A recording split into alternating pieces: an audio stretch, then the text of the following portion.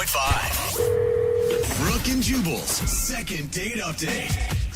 Today's second date update is going to be pretty exciting because it's filled with celebrities. What? That's right. Kevin is on the phone, and today he wants to do a second date update with a girl named Marianne. And apparently, their first date involved a lot of celebrities. Really? Yeah. How? I want to know. What's up, Kevin? How are you?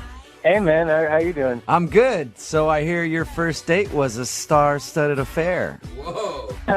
Yeah, definitely. What'd you do? Like take her out to some red carpet event or something? No, my date was just talking about celebrity gossip. Well, that Yeah. is the biggest letdown I've heard today. Wasn't quite as exciting as I made it sound, was it? No, it wasn't. Your email said that you guys talked about celebrities the whole time. Why? Well, I guess she was really into celebrities. She's really into the Kardashians and all that. What's happening? I'm not. I have no idea what's happening in that world. So, wait, how did you meet this girl? We met on Tinder. Okay. And did you have any idea that she was celebrity obsessed before you went out with her? You know what? Towards the beginning of the date, she was going on about all these celebrities, and I just told her, I'm just not a part of that world. And 5 minutes later, I'm like, Kim Kardashian did what? It is addictive, I will say. As someone who does a lot of celebrity gossip, man. Your first date with Marianne was just you two gabbing about celebs? It's definitely something I never thought I'd end up doing, but it's kind of fun, We went on for like 2 hours, and I just went on because I didn't know any of that, so I was asking her who's married to who's dating who. I was writing a map on my napkin trying to pick up the dots. So, do you want to do a second date update to go out with her again, or you just need some more celebrity gossip? Just another fix. I wouldn't mind another celebrity update because it's been a couple of days now, but I definitely want to go on a date with her again too. Why do you want to go on another date? What did you like about her so much, other than the celebrity stuff? As much as she could talk, she just never stopped smiling. And I thought that was so great. That is one of the sweetest things, I think, that anybody's ever said on a second date update. What did the night end like? Well, I wanted to take her back to my place so I could get on her. What? What happened to you? Just a second ago, you were melting my heart. Yeah, I know. I liked her smile a lot, and I was hoping I'd get her back to my place so I could just jump on her back right as we walked in the door. I was just being honest with you. That's what I wanted to do with it. Oh, my gosh. So much honesty there. What did you guys do? So you went out to eat, or where were you when you were talking about all the celebrity stuff? Yeah, we went out to eat, and, after we ate, I asked her, let's go back to my place. Yeah. And she said yeah, so we went back to my place, and we were hanging out, watching a movie, Netflix and chill, and I said, I'm going to go change in my room. I'll be right back. I come back, and she's gone. Wait, you pulled the I'm going to change into something more comfortable line? Well, I was dressed up for the occasion, so I wanted to relax and kick back and dress in more comfortable clothes, and encourage her to do the same thing. Not that she would change it. Hopefully she would. Hopefully just get out of the clothes that she was wearing. That's all you wanted. Yeah. And then when you walked back out, she was nowhere to be found? She was literally gone. And the front door was wide open. Oh, my God, she was kidnapped. Do you have any idea why she would just jet like that? I have no clue. Maybe she didn't like the movie. It was so bad that she ran out of your place, leaving the door open and ran down the street. Is there any chance that maybe, in the couple moments by herself, she was able to rethink the situation and realize she didn't want to hook up with you? I mean, I don't know. It seems like a pretty weird thing to do, to just leave. Obviously you tried to reach out to her. Yeah, as soon as she was gone, I texted her a few times, like, where did you go? And I just got nothing back. Nothing. Not one text message. Literally nothing. It's not a good feeling. It's like this date didn't even exist. Yeah, that's kind of how I feel. It's really weird. Like, no one would know that I went on a date with her and she was gone, and what am I going to tell my friends? Maybe she was a little celebrity gossip angel that just dropped out of heaven that night to share some updates with you and then leave. Open up the gossip world for me. All right, well, we'll play a song, come back, call her, and hopefully find out why she just split from your place that night. And if I might add, I'd like to get a second date with her so I could get on her. We'll do our best to help you get on her, okay, bud? Hang on. All right, thanks, man. Moving 92.5. Brooke and Jubal in the mornings. Second date update. Right in the middle of a second date update, and if you're just joining us, Kevin is on the phone, and today he wants to call a girl named Marianne. All Kevin wanted from the date was to, quote, get on her. But God, that hurts my when soul. they went back to his place after hanging out at a bar, talking about celebrity gossip and whatever, there was a moment when he said, I'm going to go slip into something a little more comfortable. Well, he went to go slip into whatever that comforting thing was, and then when he came back, she was gone, and the door was still left open. So she just ran out of his place. He tried texting her, tried calling her, and has gotten no response. So it's a mystery. Where did Marianne go, and will Kevin ever be able to get on her? Kevin? Oh, my God. I mean, I just don't get it. Even if something happened, even if, there was an emergency or there was something Did you with the ever movie, say to her, like, hey, I'm going to go slip into something more comfortable, and then I'm going to get on you? I mean, I didn't say the second part. Okay. Because if you said that, then I can understand. She'd be like, all right, I'm going to leave. At no point in the conversation did I say, I want to get on you. I just told you guys that. Okay, good. Yeah, I think that's a again, good decision. Kevin, it's not an object you ride, okay? It's not a fun Ferris wheel game. Well, you're doing it the wrong way then. I agree, Kevin. Well, let's give Marianne a call, see if we can get her on the phone, and find out what went wrong that night, okay? Please, I'd really like to know what happened. All right, here we go.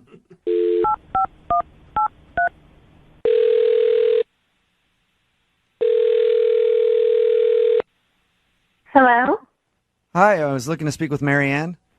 that's me. Hey, Marianne, how are you? My name is Jubal, and I host a radio show called Brooke and Jubal in the morning. Oh, okay. What's up? What's up? Not much. Hey, Marianne. How are you doing today? Oh, hi. I'm doing well. A little confused, but cool. Any idea why I'm calling you? I'm really hoping I won a big prize. You might have won a big prize. Yeah. I don't really know how tall he is or how much he weighs. He could be big. I have no idea. What does that mean? That means that one of our listeners emailed us because they want to do a second date update with you. What? Do you know what that is? Have you heard the second date update before? I've heard it sometimes on my commute. Okay. I'm now trying to think, who's I on a date with? Well, his name is Kevin. Oh, Rings a bell, it sounds like. yeah, it does. Well, we just talked to Kevin, and he told us that you guys met on Tinder and went out for drinks, spent a lot of time talking celebrity gossip and stuff, and then went back to his place. Oh, wow. Okay, you guys know all of that. Yeah, we do. We also know that at one moment he went to go change, and then you just left. Yes, I did. I did do that. Okay. He said that you left in such a hurry that you didn't even bother to shut the door. Yeah, I got out of there as quick as I could. Whoa. Do you mind telling us why? I don't know. It feels weird to air his dirty laundry, Dude. Yeah, but he wants his dirty laundry aired. That's the whole reason he emailed us. Yeah. But it's not going to be great for him, really. I don't know if he knows what he's asking for. I feel Well, like he's it's prepared. a public service at this point. If you had to leave a man's place that quickly, he needs to know. So you guys are sure? Yes. Yes, we're and positive. I'm dying so to know, he- so you have to tell us. You really want to know? Yes. Okay. So you guys basically know the whole date, right? Yeah, unless there's anything he hasn't told us. Okay. So he left to go to the bedroom to go change. Yes. Yeah. Well, he was kind of in there for a while, and I got kind of bored, so I thought, I'll surprise him in the bedroom, I thought, that would be fun. Nice. Okay. So, but I opened the door a little bit, and he doesn't see me, but he's laying out stuff on the bed. What do you mean? Like What? clothes to change into or something? Yeah. No, God, this is so awkward. Like stuff that he didn't clear with me before. Stuff that he didn't clear. Like, Can wait. you just tell us, don't what know. stuff? It was kind of dark in there. I really couldn't see. There were a lot of things, but I for sure saw a pair of handcuffs and a whip. Whoa. On your first- what? You're telling me that he was laying out, perverted, objects on the bed for you? Yes, he was preparing to go all 50 Shades of Grey on me, and I didn't know. There was never a discussion beforehand like, what are you into? Are you on the same page as me? Whips and chains. No, we talked about celebrity gossip the whole time. That is so forward. I mean, Are you sure that's what you saw? I'm 99% sure, and that's why I was scared, and that's why I had to leave. I Normally, don't blame you. ease into the handcuffs and whips, you know? Yeah, that's more of a relationship thing once things get stale or something. Or a second date, you know? Whatever you guys are, at least you talk about it before you just bring it out. That's the point. Yeah, I know. I mean, he could have at least picked a movie choice to go with it, but, it freaked me out, so I left. Okay. Oh, So you man. basically you think he's a pervert and you don't want to talk to him. I mean, I don't want to shame anyone for their sexual preferences, but I don't want to, I got scared. I left. I don't want to talk to him. Okay, well, that's a shame because Kevin's actually on the other line listening and really wants to talk to you right now. No. Yep. Kevin? Oh. Hey, Marianne. Whoa. Oh my God, I can't believe you're on the phone. Well, there's no other way to get in contact with you, but now I realize why you haven't. Oh my God, I can't listen to him without being kind of creeped out now, Kevin. Okay, give me a chance, though. Give me a chance. I'm sorry. You weren't supposed to say that, and it was just a precaution. I didn't know that if you were 100% like down with it, but I just wanted to be ready, you know? A precaution? Yeah, Kevin, what's your plan there? Like you start making out with her and then you... Handcuffs. Yeah. You know. It takes you 5 minutes, and you know what's needed, and I can do it all. What? I can don't do it wanna all. know. So you're a pleaser then, Kevin, is what you're trying to say. I'm a what? Pleaser? Yeah. That's all I was trying to do. If that was something that she was into, I would have had her. And if it was the opposite, then I would have had her. Oh my gosh. I would have had you, Marianne. I would have held you if you wanted to be held, and I would have whipped you if you wanted to be whipped.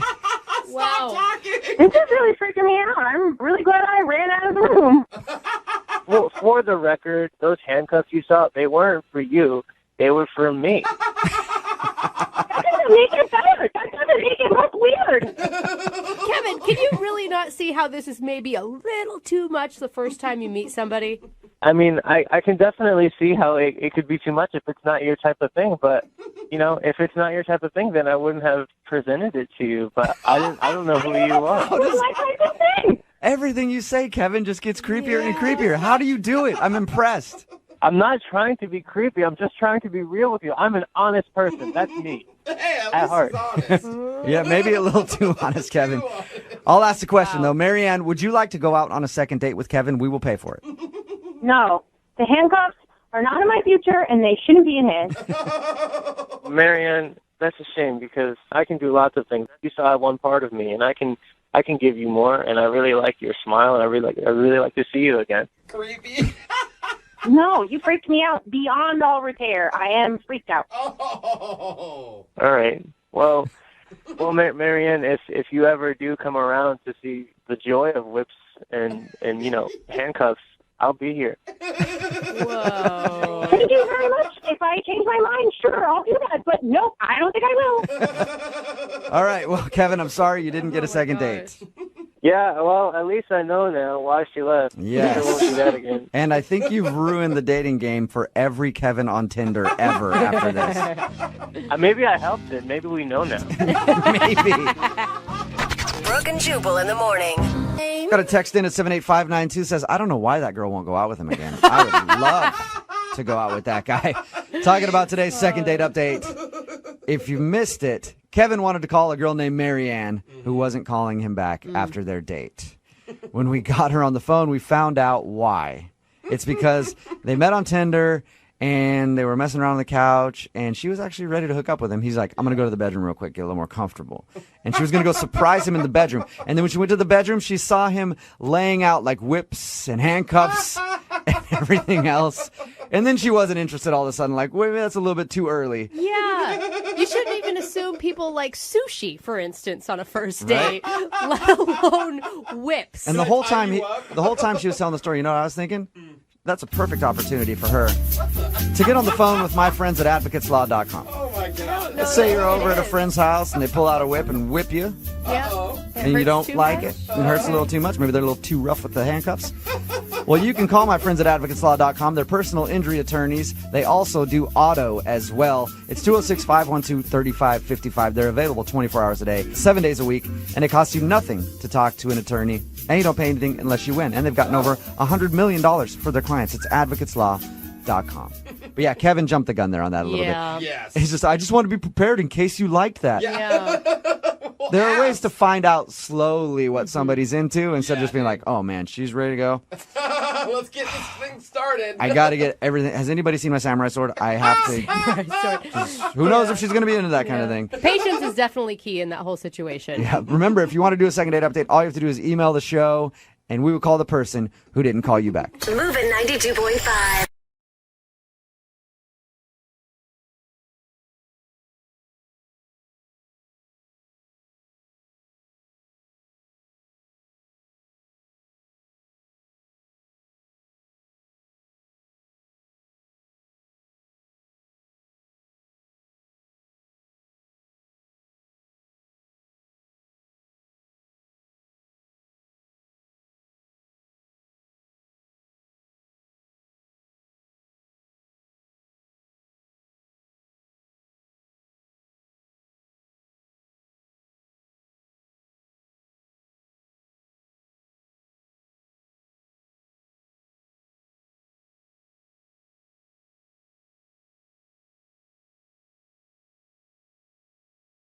Moving 92.5. Brooke and Jubal's second date update.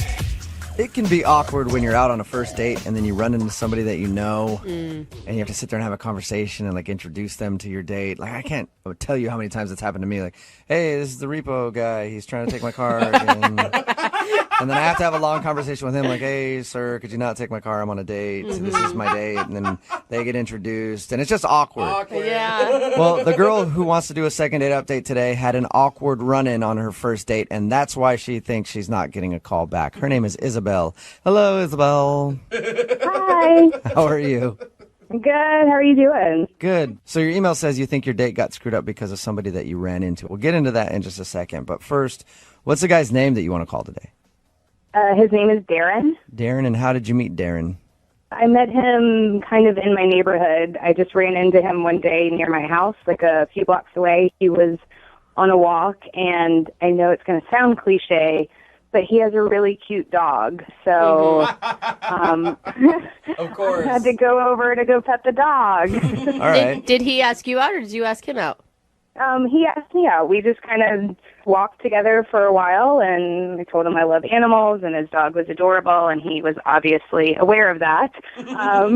So we walked together a bit, and, you know, eventually he had to go one way. I needed to turn back and go home, and he asked for my number, so I gave him my number, and the next day he called to ask me to dinner. That's cute. By any chance, did he have any binoculars or duct tape on him when you met him?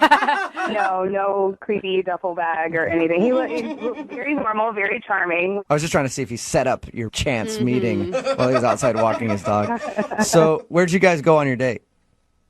We went to a seafood restaurant, but nothing really fancy. I actually liked his idea of a date. It's one of the places where, you know, they're putting the bib around your neck. Oh, yeah. You're getting your hands dirty, and I thought that was really cute. So I was excited. And you guys seemed to hit everything off okay?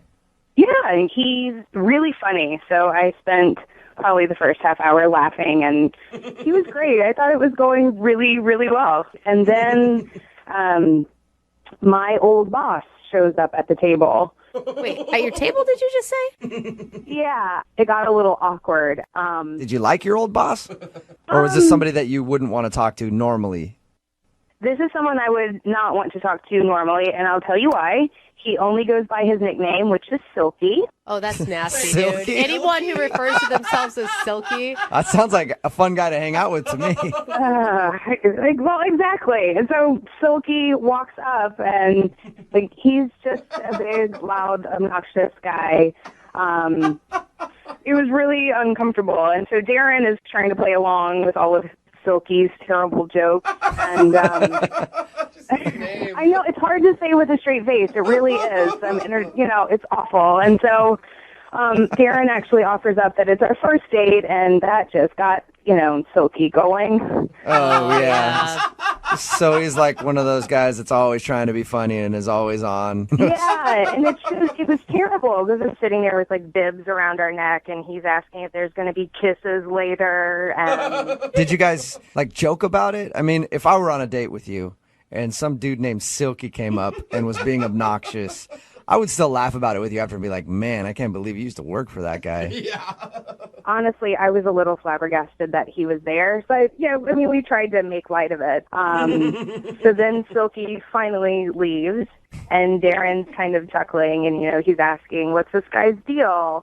How do I know him? And I didn't really know what to say because Silky, I knew Silky when I worked in a fast food restaurant as an adult, and it's not something that I really keep on my resume now. It was just something that happened. I was between jobs, and I worked at a fast food place, and it's just, yeah. So when you told your date that you used to work at a fast food place, you think that turned him off or something? Oh, I'm having trouble understanding. I didn't tell him. I just kind of said he was an old boss, and I didn't like working for him. And I kind of asked that we just drop it. Yeah, can we just enjoy our date together and not talk about that weirdo Silky who just crashed our date for 5 minutes?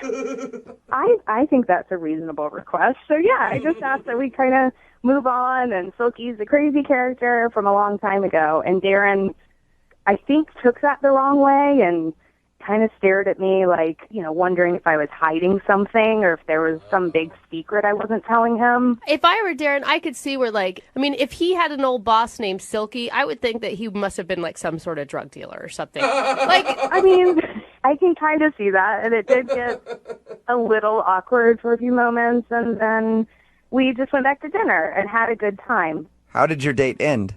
He dropped me off, and I got an awkward hug. Do you think An awkward hug?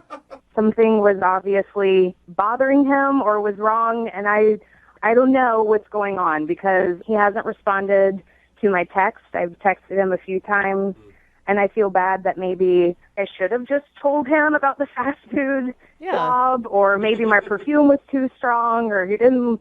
I don't know. I was wearing too much makeup. I don't know what went wrong, but I want to know. I love a girl's brain. There's always 8,000 different reasons it could be. Well, we'll play a song, come back, call him, and get your second date update, okay? Okay. Thanks. Hang on. Moving 92.5. Brooke and Jubal in the mornings. Second date update. Having your first date interrupted by a coworker can be annoying.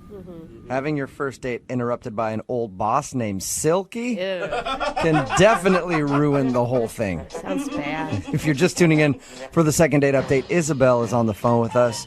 She met a guy named Darren. They had a really fun date going, and then her old boss, a guy named Silky, happened to be at the restaurant they were eating at. I don't think that's his real name. I think he just calls himself Silky. But he crashed their date for a little while, and apparently he's one of these big, loud, obnoxious dudes, and he wouldn't stop joking around.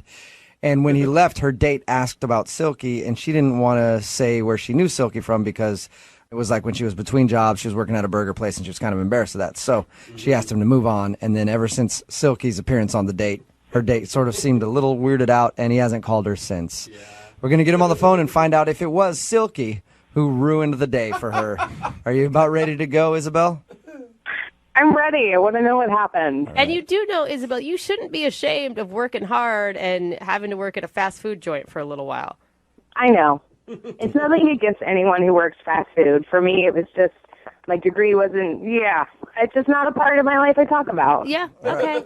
I'm going to dial the phone number right now, and I'm hoping that the guy you went out with, Darren, doesn't answer. I'm hoping Silky answers, because I'm curious about that guy more than I am about Darren, honestly.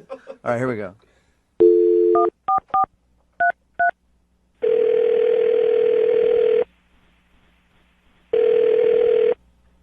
Hello?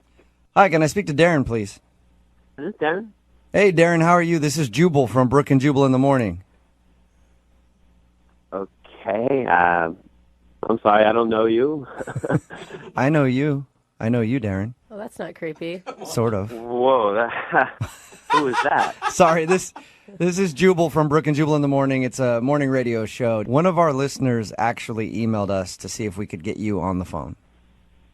Why? Well, because you recently went out on a date with this person, and now you're not calling her back. So she asked if we could get you on the phone and find out what went wrong on your date and why you don't want to go out with her again. Her name is Isabel. Oh, this can't be good. It could be good. I don't know. You tell me. Isabel wants to know why you're not calling her back. She says she's tried to text you a few times since you guys went out and has heard nothing from you.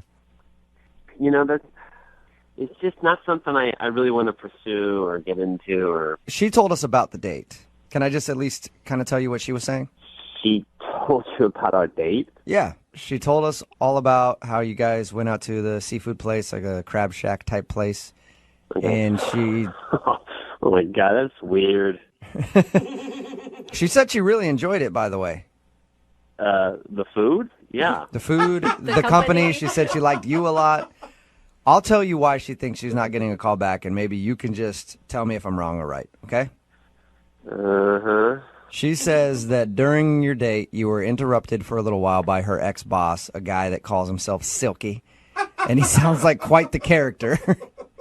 Oh, so she told you about Silky, huh? She did. She told us about good old Silky. She said it was a really weird experience because he came up and he was obnoxious. Yeah, he's a weird dude. I mean, he's very animated and all over the place. And he said a couple of things that made me kind of wonder how well they know each other and stuff, and I just... Or do you mean you think it went deeper than a work relationship? He was saying some weird stuff. For one thing, he kept calling me player. He was like, "You're lucky you out with her, player." And, he's always my best one, player. My best one. Like, best one. What are you? I'm thinking, like, what is he talking about? Mm-hmm. He just wouldn't shut up, and he's like, you think she look good now? You should have seen her in her prime. What? What an a-hole, dude. He sounds so creepy. I'm like looking at him thinking, I'm just trying to play along, right? I'm like, trying to be nice. Yeah, you're just like pity laughing him like, oh man, Silky, I just met you, and you're like, you're just crazy. I'm just hoping he goes away soon, and I let him know, I was like, hey, this is just our first date, and he's like, first date? Oh, you're going to get some, you're going to get it tonight. He said that in front of her? And how did she react? Oh my God. She seemed a bit mortified, but was, trying to keep her composure, and I'm like, inside, I'm freaking like, who the hell are you? And he's like, come on, give me a fist bump. Come on, give me a fist bump. I'm like, you gonna get it tonight, boy. Give me a fist bump. So did you? He wouldn't leave, so I begrudgingly give him a fist pump. I'm like, yeah, man, sure. Oh my God, I would have wanted to beat him up. Weren't you angry that someone was talking bad about her like that? I was more intrigued than upset. I mean, she seemed upset. I was more like, what the hell is going on? Oh, it's like, get out of here, Silky.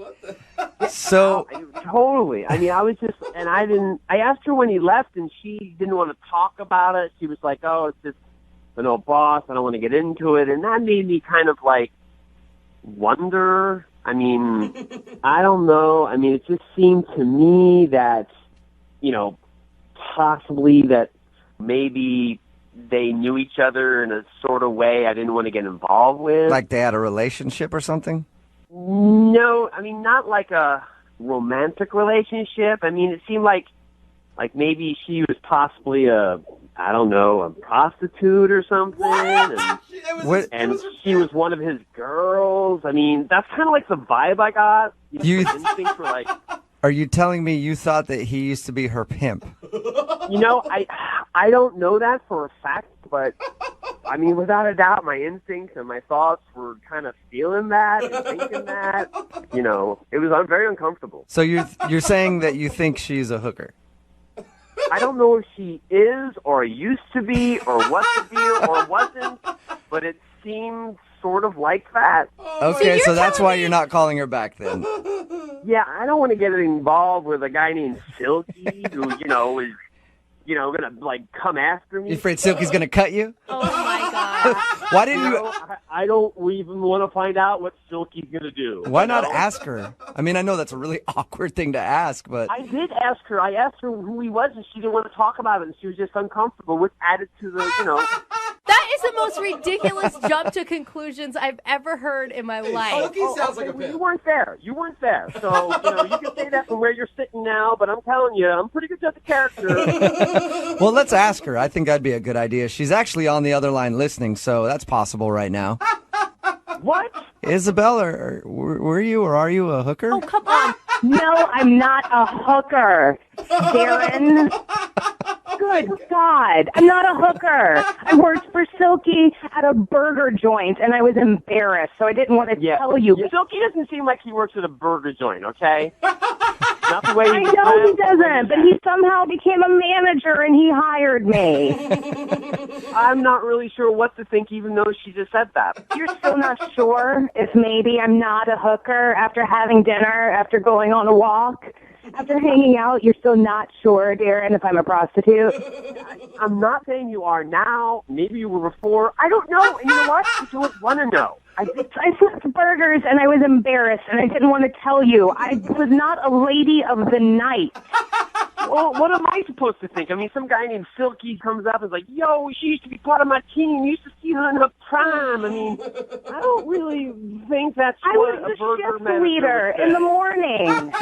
I bet you were a shift leader. Oh my God, you guys, you need to stop right now. Isabel was obviously not a prostitute. I don't know. I don't know Isabel that well. Wait, so you're saying you're going to jump in and be like, you don't know me, so I'm obviously a prostitute? I called you for help. This is I'm more ridiculous. joking. All of you are. I'm more joking with you, Isabel. Okay. I don't know what she does. I just don't want to see Silky again. You realize that you're putting like one creepy dude that she used to know in the past personality totally on her. I have not seen Silky in 7 years, and honestly, I hope I never see him again. I mean, I run into him once, and this is a nightmare. It sounds worse than a nightmare. I just listen. I trust my instincts. It kind of seemed that way. I'm sorry if I got the wrong impression. It's hard not to think what I thought was Silky. So you realize now that she just worked at a burger joint. That's what I heard. Oh, my God. Darren, seriously, I work at an architecture firm. That guy was my manager at a burger joint. Yeah, not a lot of prostitutes go on to being architects. I was in between jobs. Whose side are you on? I'm on your side. I'm telling Darren that not a lot of prostitutes go on to work in architecture firms. I have a lot of experience. I know this kind of stuff. Darren, would you like to go on a second date with Isabel? We will pay for it. That sounds bad now. Doesn't Yeah, it? it Sounds does. like, how about this? Isabel will pay for this one with her own money that she earned in a very honest job. To be honest with you, I just don't think it's a good fit, and I'd rather not. Oh my God. And, Isabel, you don't want to go out with him anyway. No, I don't. And from now on my first date, I'll just wear a shirt that says, "Hi, I'm not a prostitute." It's a good idea. It's a nice fashion choice. And I know she'll be the death of me.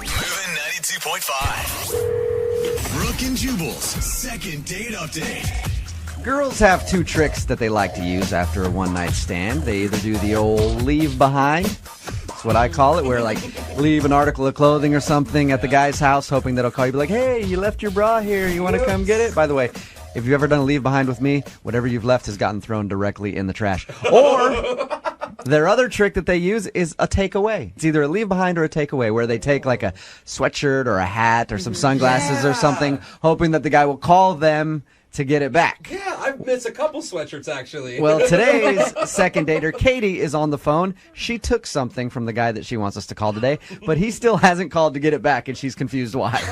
Katie, how are you? I'm great. How are you guys? Good. So you took something from a guy hoping he'd call you back, and he hasn't called you, huh? Yeah, basically. Have you used this trick before and it's worked?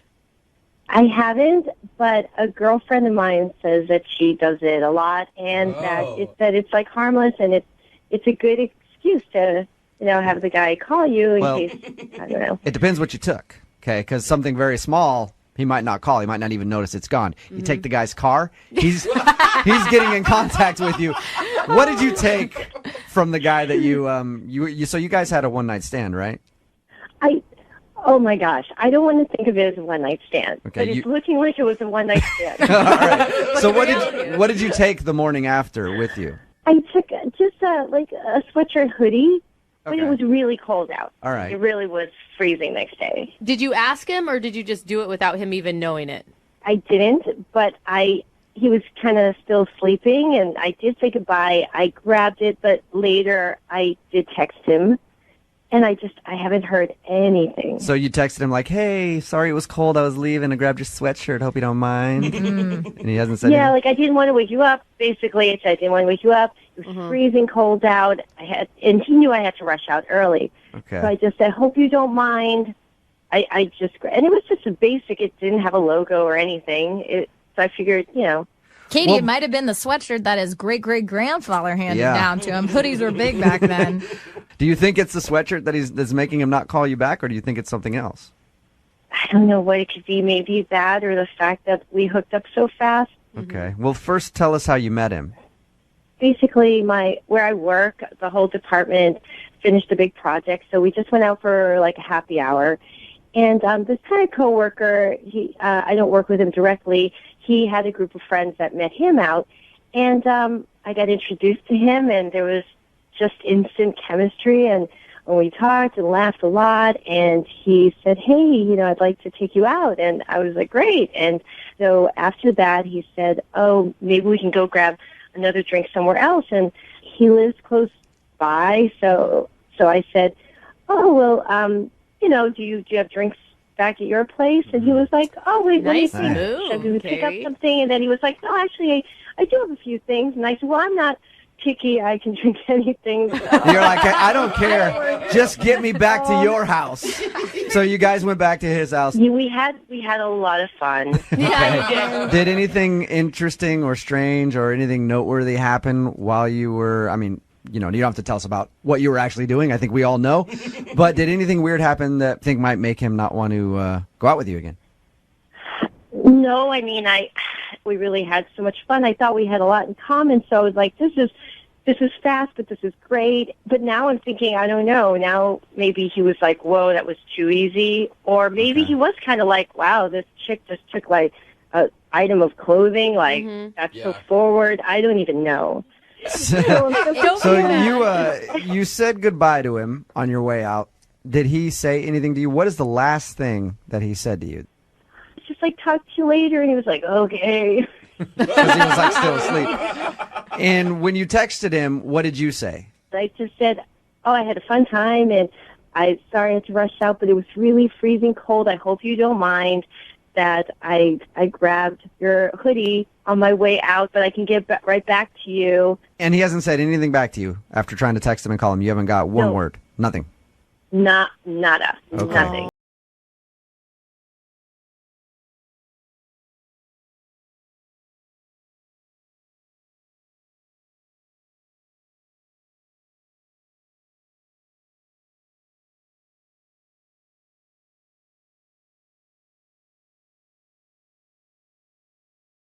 Point 5. Brooke and Jubal in the mornings. Second date update. Katie is on the phone with us. She wants us to call a guy named Nathan. They went out, had fun at a bar, ended up going back to his place, hooking up. When she was leaving, she grabbed his sweatshirt on the way out, sort of a thing to take away from the scene so that he'll call her and be like, hey, can I get my sweatshirt back? You know that trick. Well, he hasn't called her, and she's wondering why. Katie? Hey. I don't really have any speculation for you on why the guy's not calling you back, but I do have a question for you. On a scale of 1 to 10, how was he in the bedroom? I want a second date, don't I? It's a good point. I guess, yeah. That is If a good point. if he was lousy, then you would be like, I don't care if I ever see that guy again. And good, at least I got the sweater The out of the hoodie, deal. yeah. I slept with this guy, and all I got was this lousy sweatshirt. Katie, well, let's make your phone call then. Yes. All right, here we go.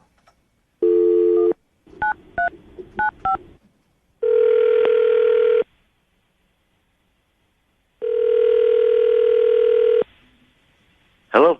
Hi, can I speak to Nathan, please? Yeah, this is him. Hey, Nathan, how are you? This is Jubal from Brooke and Jubal in the morning. I'm good. Okay. I don't know why you guys are calling me. Well, we do a segment on our show called the Second Date Update. It's where you go out on a date with one of our listeners, and if you end up blowing them off after your date, they email us to get you on the phone and ask why. So you recently went out with somebody who listens to our show, and they've been trying to get a hold of you. Oh, okay. Any idea who might be trying to track you down? I'll be honest with you, I don't. Is it Robin? Robin, no. It is not Robin. I'd love to hear about Robin. She sounds lovely, but no, it's not Robin, whoever that is. It's a girl named Katie. Okay, yes, I know Katie. Okay. Sounds so nonchalant about it. So You should probably go through her initials just to make sure that Yeah. Katie A. it's a girl named Katie who has your sweatshirt. Yeah, I remember Kate. That's great. Yeah, Katie's great. Yeah. Number It one doesn't on your sound list. like it doesn't sound like you think she's great because you haven't called her back for a second date or even to get your sweatshirt back, and she's been trying to get a hold of you. Is there any reason why you aren't giving Katie a call back? No, I really honestly think she's great. I can't really pursue her or really go on a second date with her or anything. So You can't pursue her. Are you just Why like... is that? I'm just not allowed to see her right now. You're not like your But- parents. Yeah. How old are you, Nathan? Seriously. No, I'm 31 years old. Okay, what do you mean you're not allowed to see her? I feel like you can do whatever you want, Nathan. I mean, I'm just in a situation right now that I'll just be honest with you guys. Like, I'm in an open relationship right now. And Okay. So Wait, doesn't that mean you can see her? That's what I was going to say. If you're in an open relationship, that means you can see whoever you want. that's true. But the thing is, the girl that I'm dating right now doesn't want me to contact her or see her. So, open relationships, I'm trying to understand this a little better. Do you date somebody else, sleep with somebody else? Can you tell us what's going on with this other girl? The girl that I'm kind of in this open relationship with is totally cool. She goes on dates and we talk about it, and it's totally fine. But specifically Katie, I can't see her. Well, but what's the reason that you can't see Katie? Yeah. Like your Well- girlfriend's cool with, or well, is it your girlfriend? Can I call her your girlfriend? No, actually, we're partners. We Your don't call each partners. other Okay. partners. So, Yeah. so your partner is cool with you seeing other girls, just not Katie. So we have some guidelines that we follow. And when I came home, I showed her on Facebook Katie and what she looked like. And we both have to do that once we come home from a date. And I did show her that. And we do have one veto that you cannot call. And she actually used it on Katie. So she vetoed Katie. You're not allowed to see Katie in your open relationship. I'm not allowed to not only see her, but I'm not allowed to contact her. Nothing. That was the one thing Okay. that we had. So I'm just following these guidelines. Like, and I still have my veto, too. So if she goes out with somebody, I have a veto. Okay, well, still. Okay. good for you. Yeah, there it is. Yeah. Does Katie know that you have an open relationship with a partner? I usually don't tell anybody that unless I pursue more of that relationship or that person. So if you're having like a one-night thing, you won't tell somebody that you're in an open relationship. But if you actually want to continue to like see them more often, Right, you'll I tell mean- them. Yeah, if it comes up, I do, but usually, no, I don't tell them. If it comes Let me up. ask you a question, Nathan. Thank you very much for being honest, by the way. I Yeah. appreciate that. Is Katie hotter than your partner? I mean, they're both different types, but I definitely think Katie's beautiful. Do you think that your partner is threatened by Katie? Jealous? Probably a little bit. I bet you she's a little intimidated. Has she So- done this before? No, this is kind of the first time that I've ever had any type of block, and I've been in this open relationship now for about 5-6 months. So, Oh, wow. If I was Katie, I would be so weirded out at the thought of like some guy I slept with rated me on Facebook with the girl that he's a partner with. Yeah, I mean, I understand, but if I would have gone on a second date with her, I would have told her that. But for the time being, I'm not pursuing her right now. Mm-hmm. Do you even want your sweatshirt back that Katie has? I know that you can't see her because your current partner won't let you date Katie, but do you want your sweatshirt back at least? I mean, yeah, I could take that thing back. Or are you and your sweatshirt in an open relationship, too? Yeah. I let my sweatshirt see whoever he wants. Nathan, I can get your sweatshirt back if you want it back. Yeah, I'd love to get my sweatshirt back. Oh, perfect. Well, I know how you can because Katie's actually listening and she's on the other line. No. I just don't even know what to say. I'm weirded out and I'm pissed off, frankly. Like, I personally wanted to call you, and I was going to, but I am in this type of relationship or this situation right now. Weird relationship. Like, you guys have been trying this thing out for 5 or 6 months, yet there have been so many, other people. Like, how, you guys are so promiscuous. Like, I mean... Whoa. Katie, don't judge us and my relationship when you slept with me the first night.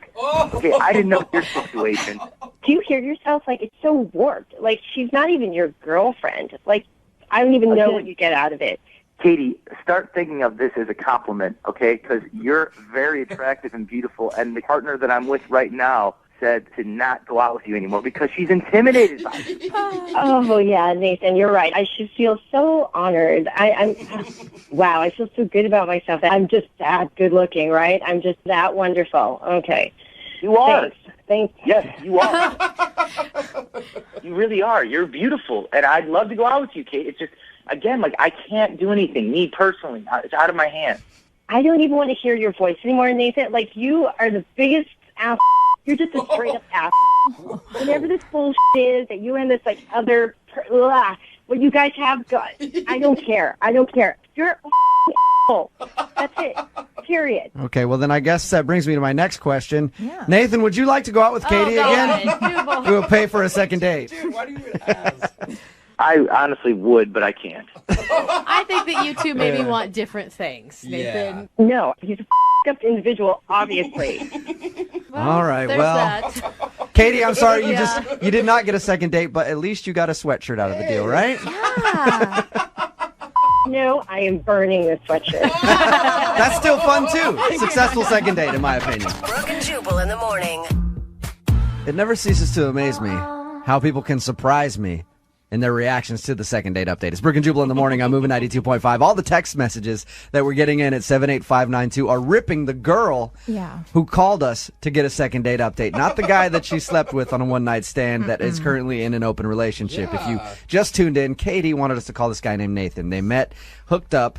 She took his sweatshirt. He never called her back. She was wondering why. We got him on the phone. It turns out that he's in an open relationship, and apparently his partner said ixnay on the 80K. Veto. Sorry. He vetoed Katie. Yeah. Apparently they have an arrangement where one of them gets a veto card, and if they don't want you to be hanging out with that person, then you can't. So that's why he wasn't calling her back, because apparently Katie was probably hotter than his girl that he's in an open relationship with.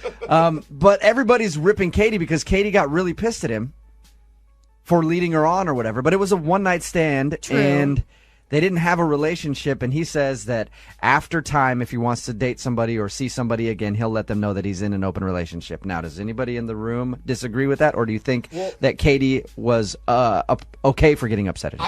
I think she was justified in being upset, because if I go on a date with a chick and I all of a sudden one date and I feel these huge sparks, I have chemistry, then she tells me the next day, by the way, I like you, but I have a boyfriend, I'd be like, well, what the...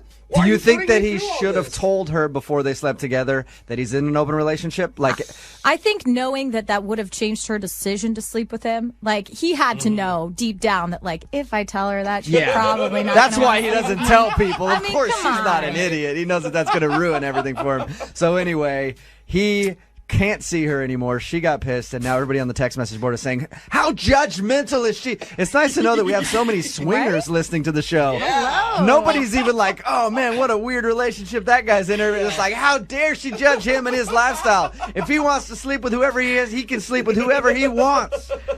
Text us at 78592. I'm curious, are you in a relationship like that? I want to see how many people listening actually have a relationship like that. Apparently a lot, or at least a lot that wish they were.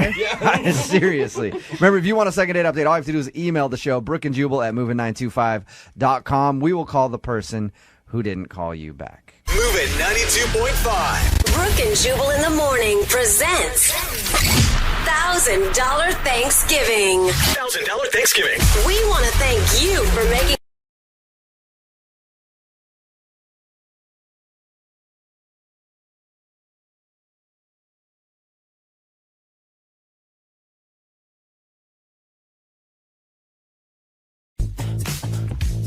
Moving 92.5. Brooke and Jubal's second date update.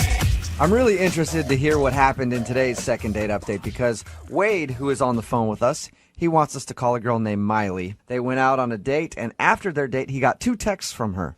One text said, "You're awesome. I totally want to see you again." And then a few days later, he got a text, and I'm paraphrasing, but he got a text that said, "You're disgusting, and I never want to see you again in my life." A few days later. Wow. And he hadn't hung out with her any time between those texts. What? So it went from, "Yeah, I want to see you," to "You're disgusting," without them even seeing each other. Wade, what's up, man? How are you? I am not good, and I'm really confused. That's understandable. I'd be confused, too, if somebody was like, "Hey, I really want to see you again," and then the next day they're like, "You're a disgusting pig, and I hate you." Right? I mean, it makes no sense to me whatsoever, and I'm kind of glad that somebody is trying to help me figure this out because it's driving me crazy. Maybe she's just crazy and she's playing like hard to get. That is messed up way to play hard to get. So how do you go from a girl wanting to go out with you to a girl calling you disgusting in the matter of just a couple days without you doing anything? I have no idea. She must have, Googled me or something. You know, maybe she looked at my Facebook, but I don't really do Facebook very much. So If she looked at your Facebook, is there something on there that would be disgusting? No, there's nothing disgusting on there. You're not married or anything, right? Absolutely not. I am a single guy, single, ready to mingle. All right, well, maybe it's something that you did on the date. How did the date go? Was everything cool? Yeah, everything seemed to be going fine. She seemed really into me. The meal was fun. I mean, to be honest with you, we did have a little bit to drink. So, you know. Okay, but the date obviously went well if after your date she was texting you saying she wanted to see you again. Yeah, I mean, she did leave really late at night. But She left late at night? Yeah, she left at 3 o'clock in the morning. I just Like from the restaurant? You guys... No. You know, we're definitely feeling each other. And so I was like, hey, why don't we go back to my place and hang out, watch a movie, have some cocoa. I don't remember what excuse I made. Have some cocoa? Does that usually kill it with the ladies for you? Sometimes. I don't know. So we grabbed an Uber and went back to my place. And we just kind of made out. And she left around, I don't know, sometime between 2 or 3. I wasn't awake. Okay. But wait a minute. Had you guys known each other at all before this date? No. We met through a dating app. And we talked for a while online through the app. But all right, so you have no clue why she's calling you disgusting all of a sudden and says she wants nothing to do with you. I have no idea. I mean, maybe she knows one of my ex-girlfriends who hates me, you know, and they talked about me. Or she saw a weird post, and maybe she messaged somebody randomly online to ask about me. I have no idea. Do you have that much? I mean, how many crazy ex-girlfriends are out there? Because you sound like it's a very high possibility. I mean, I'm not young, you know, so everybody has at least 1 or 2 crazy exes. That's why you broke up with me, right? Okay, I will so give you that. You think in your mind there's a possibility she ran into one of your crazy exes and they talked a bunch of trash about you and now she thinks you're disgusting. That's the only thing I can think of. I don't know what else it could be. And you're not leaving anything out like, oh, I sent her a junk pic, by the way. I mean, I don't think I did that. I should check the phone. You should know if you're sending those things out. Hold on. Let me check real quick. I don't think I did. Okay. That's good. Well, we'll play a song, come back, call her, and get your second date update, all right? Okay. And find out why she hates you. Hang on. Thanks, guys. Moving 92.5. Brooke and Jubal in the mornings. Second date update. All right, we're in the middle of a second date update, and if you missed the first part, Wade is on the phone with us, and Wade is a bold-faced liar. Ooh. Whoa. Ouch. Wade. What? What are you talking about? Oh, you don't know what I'm talking about? I don't No. think anyone So, does. Wade, when we talked to you a little while ago, you told us that the girl you went on a date with texted you after the date saying that you were disgusting and she never wanted to see you again, and you said, I have no idea why. That's right. Well, I Googled your name. I got your last name from our producer, and I Googled Wade, and guess what I found? There's a Wade in Ohio who has 3 kids and a wife. and you said you weren't hiding anything. What's up with that, Wade? That is obviously not me. You from Ohio? You're from Ohio? You got kids and a wife, and you're going out on dates here? Oh. Hang up on him, Jubal. Yeah. There's a lot of Wade.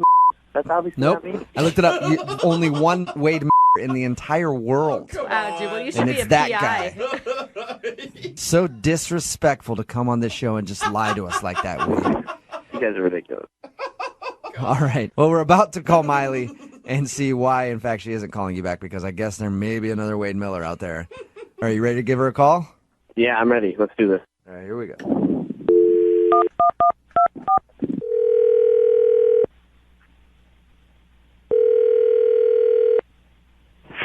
Hello? Hi, can I speak to Miley, please?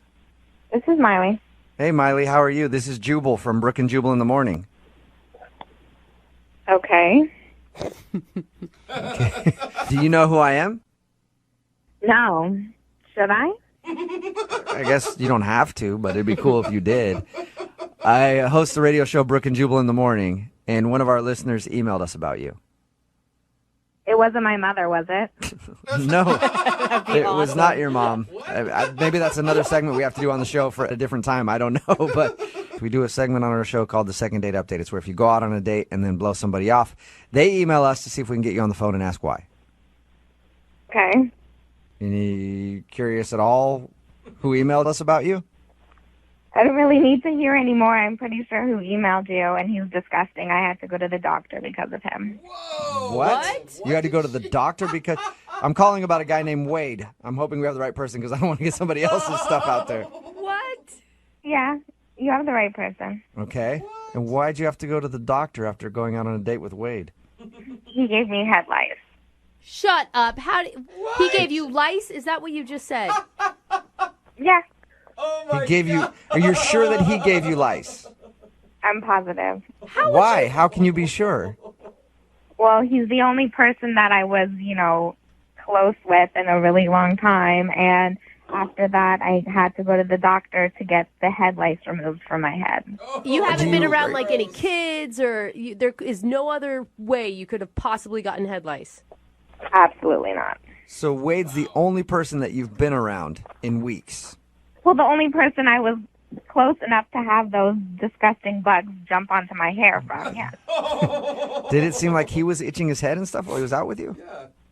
Well, yeah, he was scratching his head, and yeah, he's disgusting. Okay, so that's the reason you don't want to go out with Wade, because you're positive that he gave you head lice. Well, would you want to go out with somebody who gave you something after a date? For me, it's my thing. Like, I like going out with people that give me things.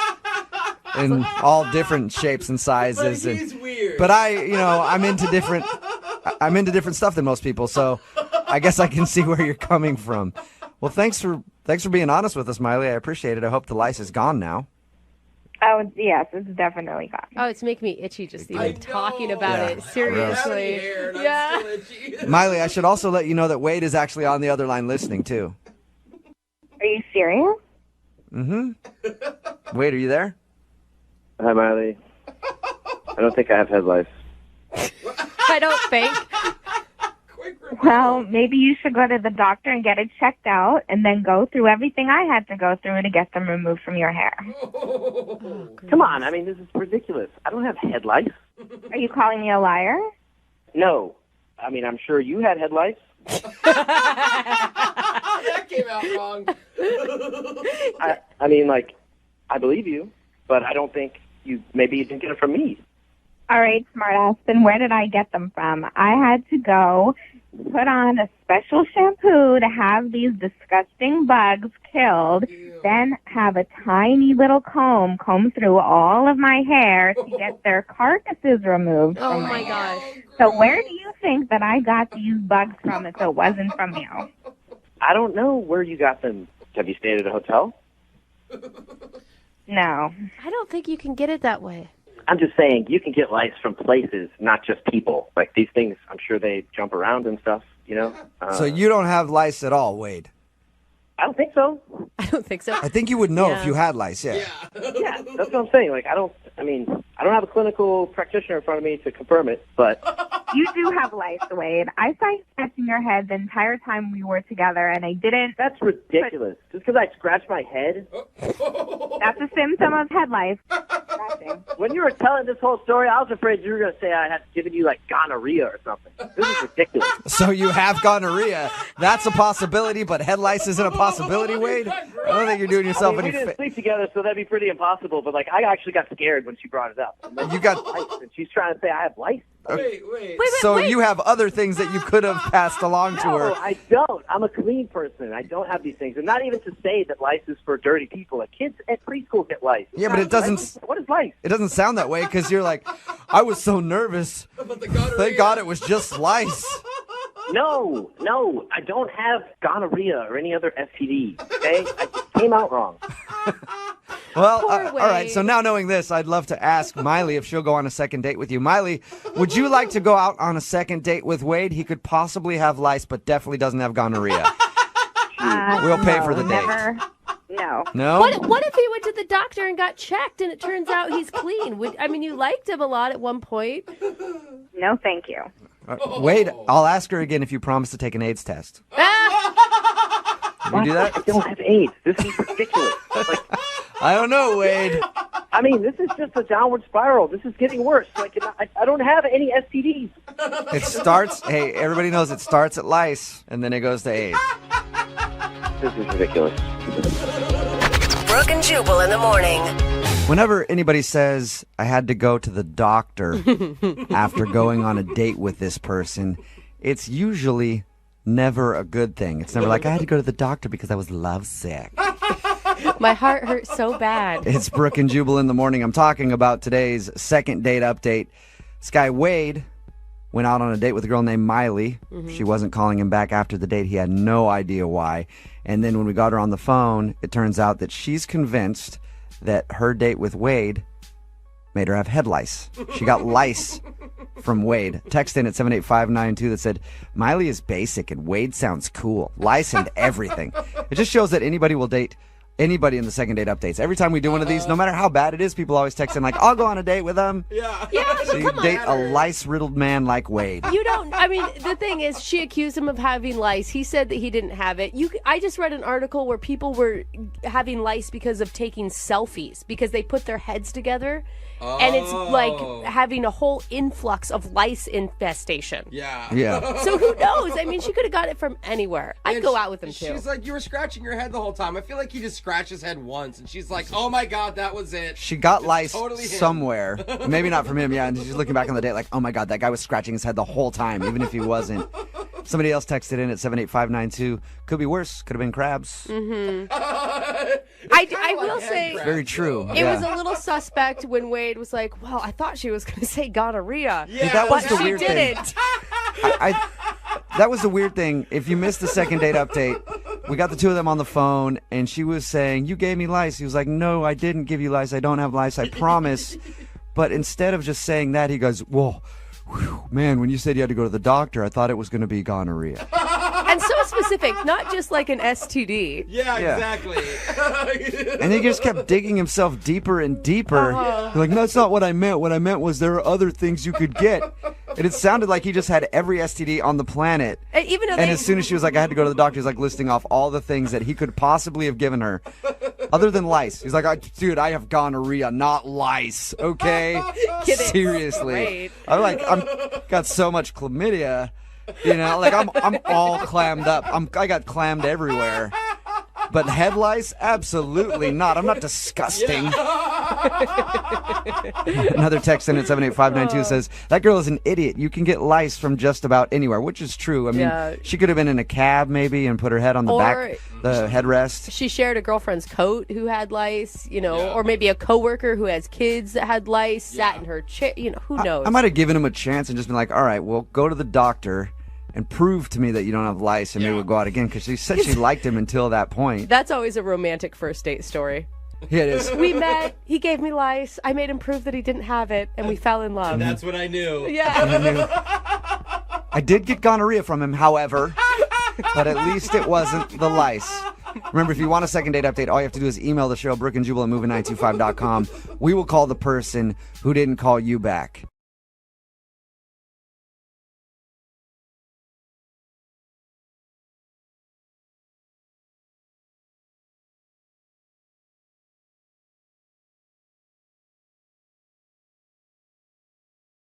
I'm going to say there's a 99% chance that Jose knows the woman on the phone with us for a second date. Oh, nice. What? Hey, Mom. Hey, I love you. Oh, it's going to be some listener that you had a one-night thing with, and she's mad. When I say he knows her, I mean she's a model on Instagram. Oh, yeah.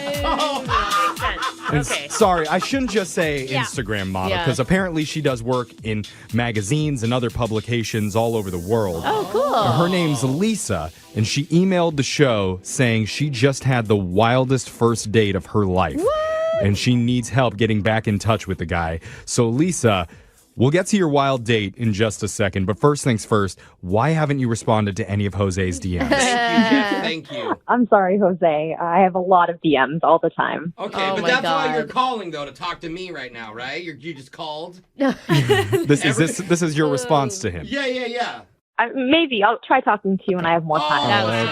That hurts. She's playing hard to get with you, Jose. I would say keep trying. Thanks, bro. How are you a hot model and you need our help in the dating world? I thought that just comes easy to you people. First red flag.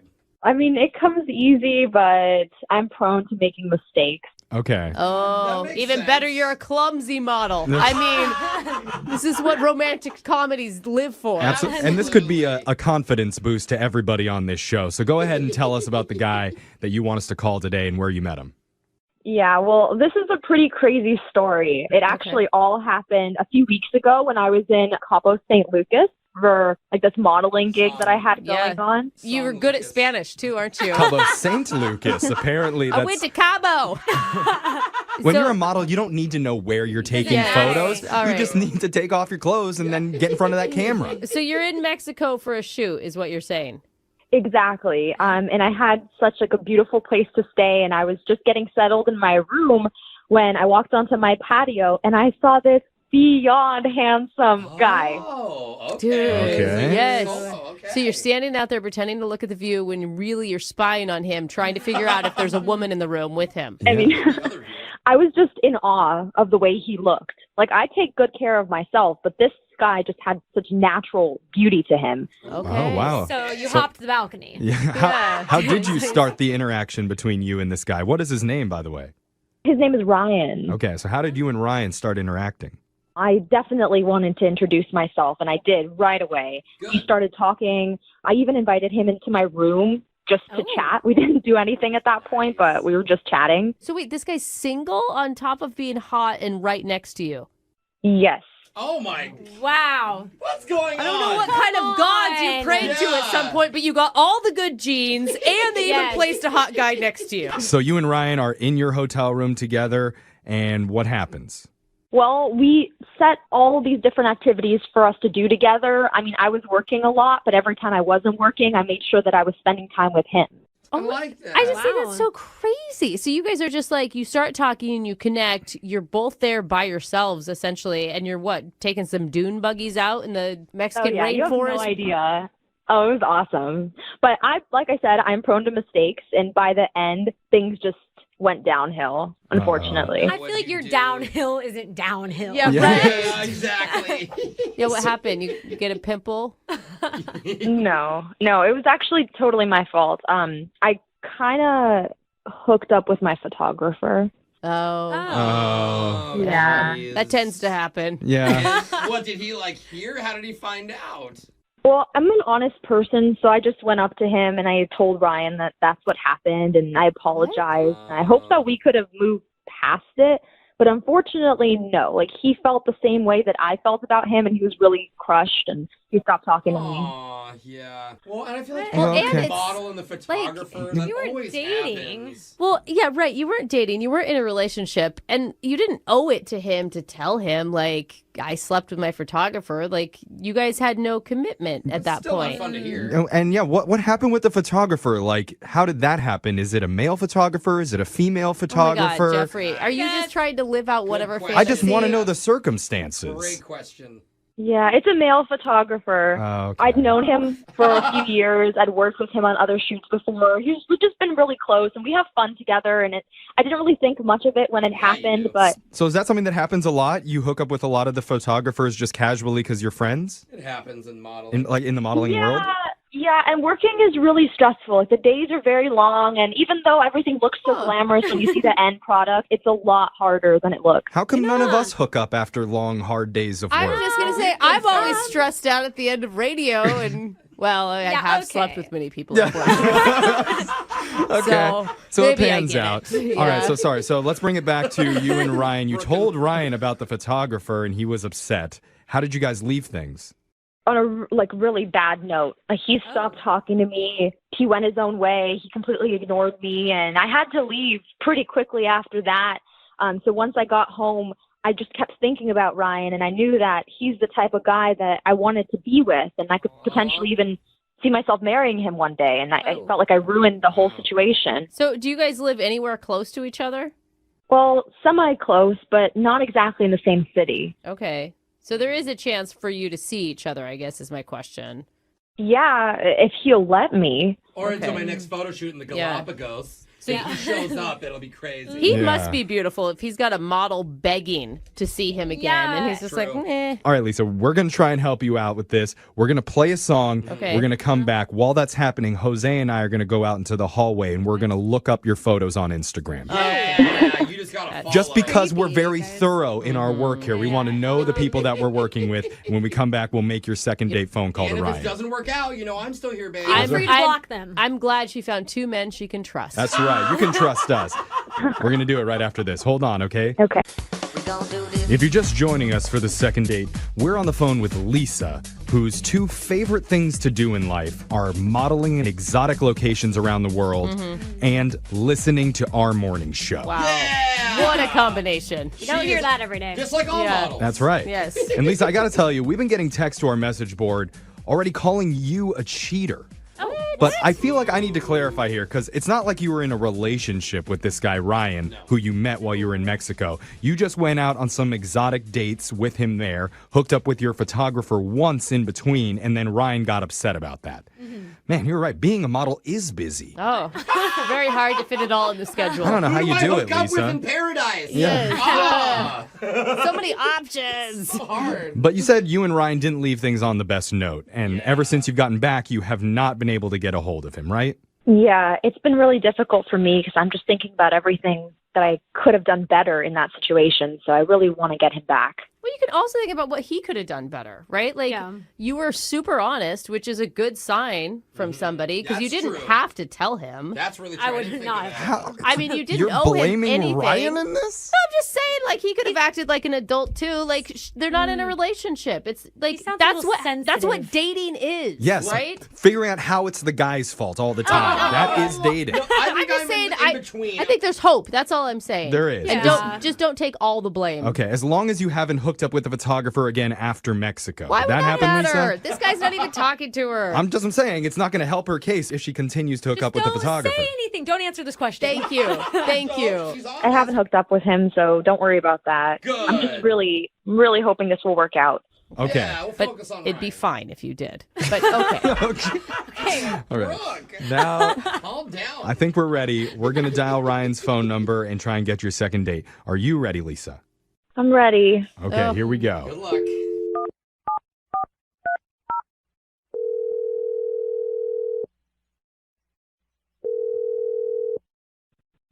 Hello. Hi, is this Ryan? This is him. Yes. Okay. He does sound hot. Brooke, I apologize. That's my female co-host. Her name's Brooke. Hi, Ryan. You're on a morning radio show called Brooke and Jeffrey in the morning right Desperate, bro. No, I'm just. And just so you know, Ryan, she is married. Oh yeah, I don't want you at all. She's trying to act like she don't care. I've just never been It's around hard to so many get. beautiful people all at one time. Hey, what are you talking about? That was unnecessary and rude. Okay, Ryan, I'm sorry. Are you still there? Yeah, I'm here. Sorry. So, we're doing something on our show called a second date. Have you ever heard of anything like that before? No, I don't think so.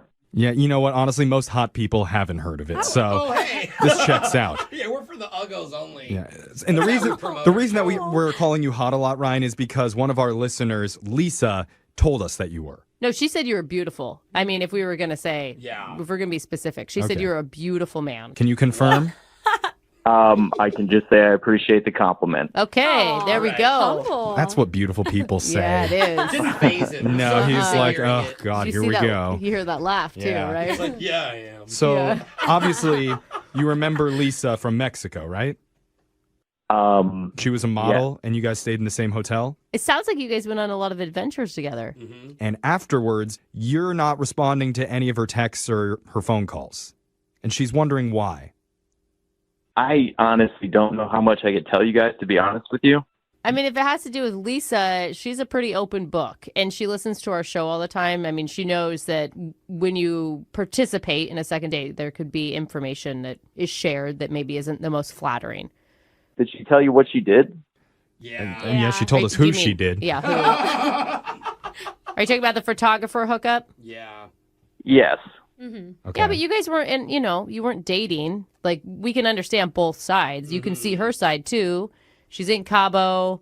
I understand what you're saying, but it was a very intense moment, and it was we were falling for each other. Yeah. Okay. I So can see why it hurts, man. it felt like you guys had a relationship, even though you had just met.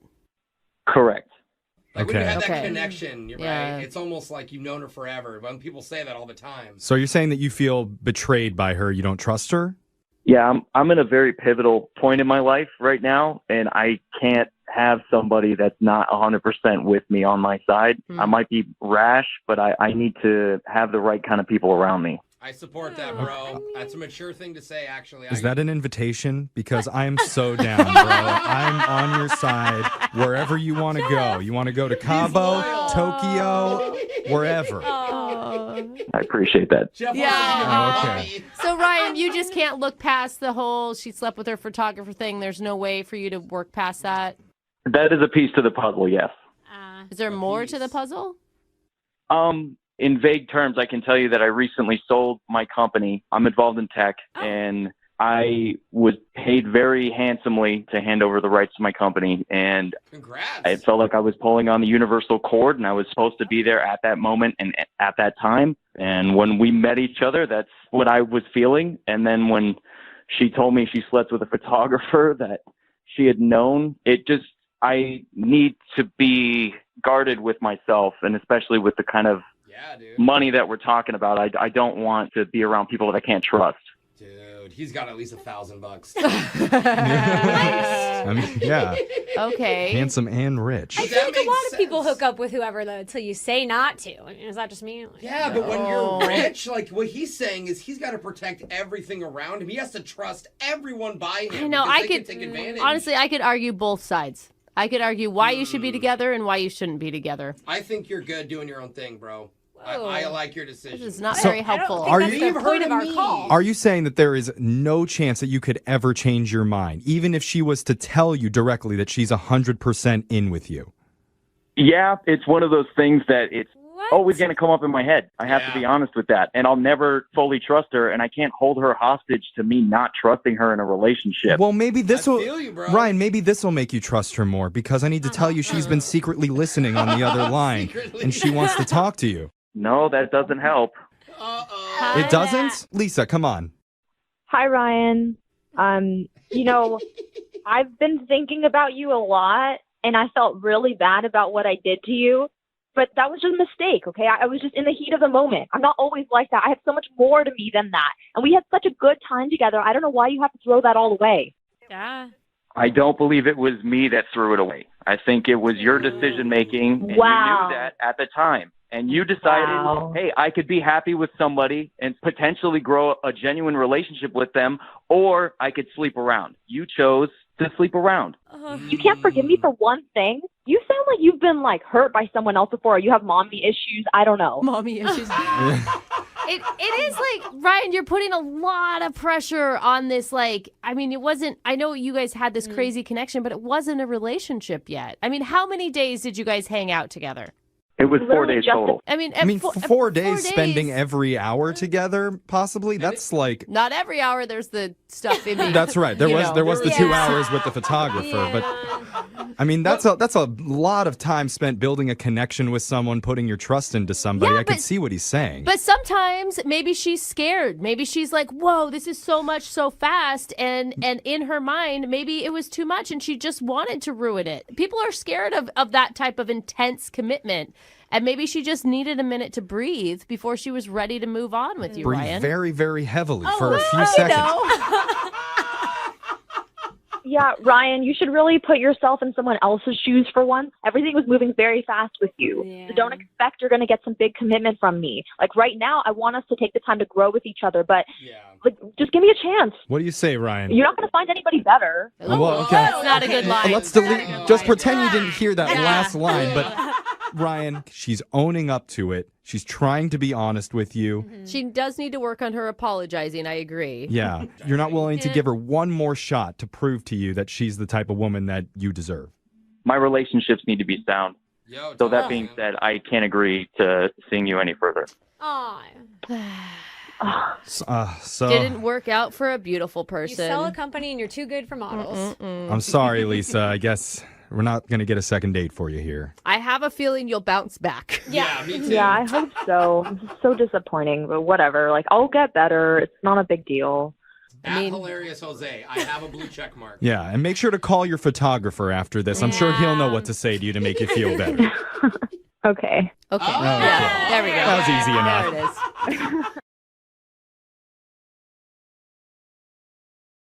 Moving 92.5. Second date update.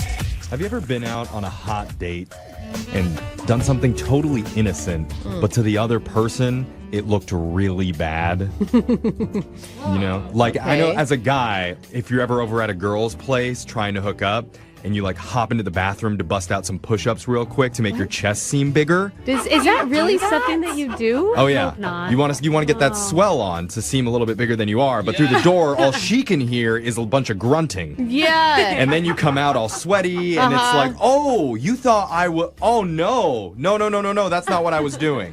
You don't hook up very much, do you, Jeffrey? I had a rough go early on there. Well, one of our listeners apparently got himself into a situation that was totally legitimate, but it may have looked really, really bad. Oh, no. His name is TJ. TJ, we'll get to your embarrassing moment in just a second, but first, tell us about the girl you want to call today. What's her name? Hey, guys. So her name is Alicia. Okay. Jolly TJ. Where'd you meet Alicia? I met her on that app, Plenty of Fish. All right. Oh. Okay. I mean, we say it like that. Why did you choose Plenty of Fish, TJ? Can you tell us? That is a good question. Yeah. I feel like Tinder and some of those other apps are more like hookup apps, and I'm at a place where I'm looking to meet somebody to have a relationship with. Yeah, that's interesting. Not what I think of Plenty of Fish. I didn't know Fish had enough money to make an app. That's amazing. Well, when there's plenty of them, they put all their little coins together. They just, pulled it. We're just saying that because Plenty of Fish is kind of known in the dating world as like the very bottom end of the app, if that makes sense. That's actually not what I've heard, and I kind of feel that Tinder's kind of the bottom of the barrel. Okay. So. If you like it, that's all that matters. Yeah, and you got a hot date, it sounds like, out of it, right, TJ? Yeah, it was actually very interesting. She had a link in her bio to this YouTube video, and it was like her dancing at a wedding, and she had so much energy, and it was horrible. It was horrible dancing, but... Oh my God, I love you for that. That is cool. Yeah, we all know somebody that's just a terrible dancer, but you know what? It's cool that they just own it. Yeah, exactly. I mean, the people who like really go all out are the ones that you love the most. Yeah, that's really endearing. Yeah, I mean, Alexis is in the room. She knows, I was waiting understands. for that. Yeah. Terrible dancer, Alexis. Okay. And if I'm being honest, I'm also a horrible dancer, but I do it with enthusiasm. So. Hey, there you go. That's cute. As long as you're having fun. So did you use that as an opening line with her or something? I actually did, and it was great because it wasn't that typical, like, hey, what's going on? It was like, I'm also a bad dancer. That's what I said. All right. Okay. Obviously, that worked out for you. So it did. What'd you guys do for your date? So I took her out to this nice restaurant and, dressed up, was really excited, get her a good meal, and it was a great time, but I'll be honest, I don't I don't go to a lot of nice restaurants. I'm not like, How dare you? You're not wealthy. Hang up on this we man. only talk to people who go out to nice restaurants on a consistent basis.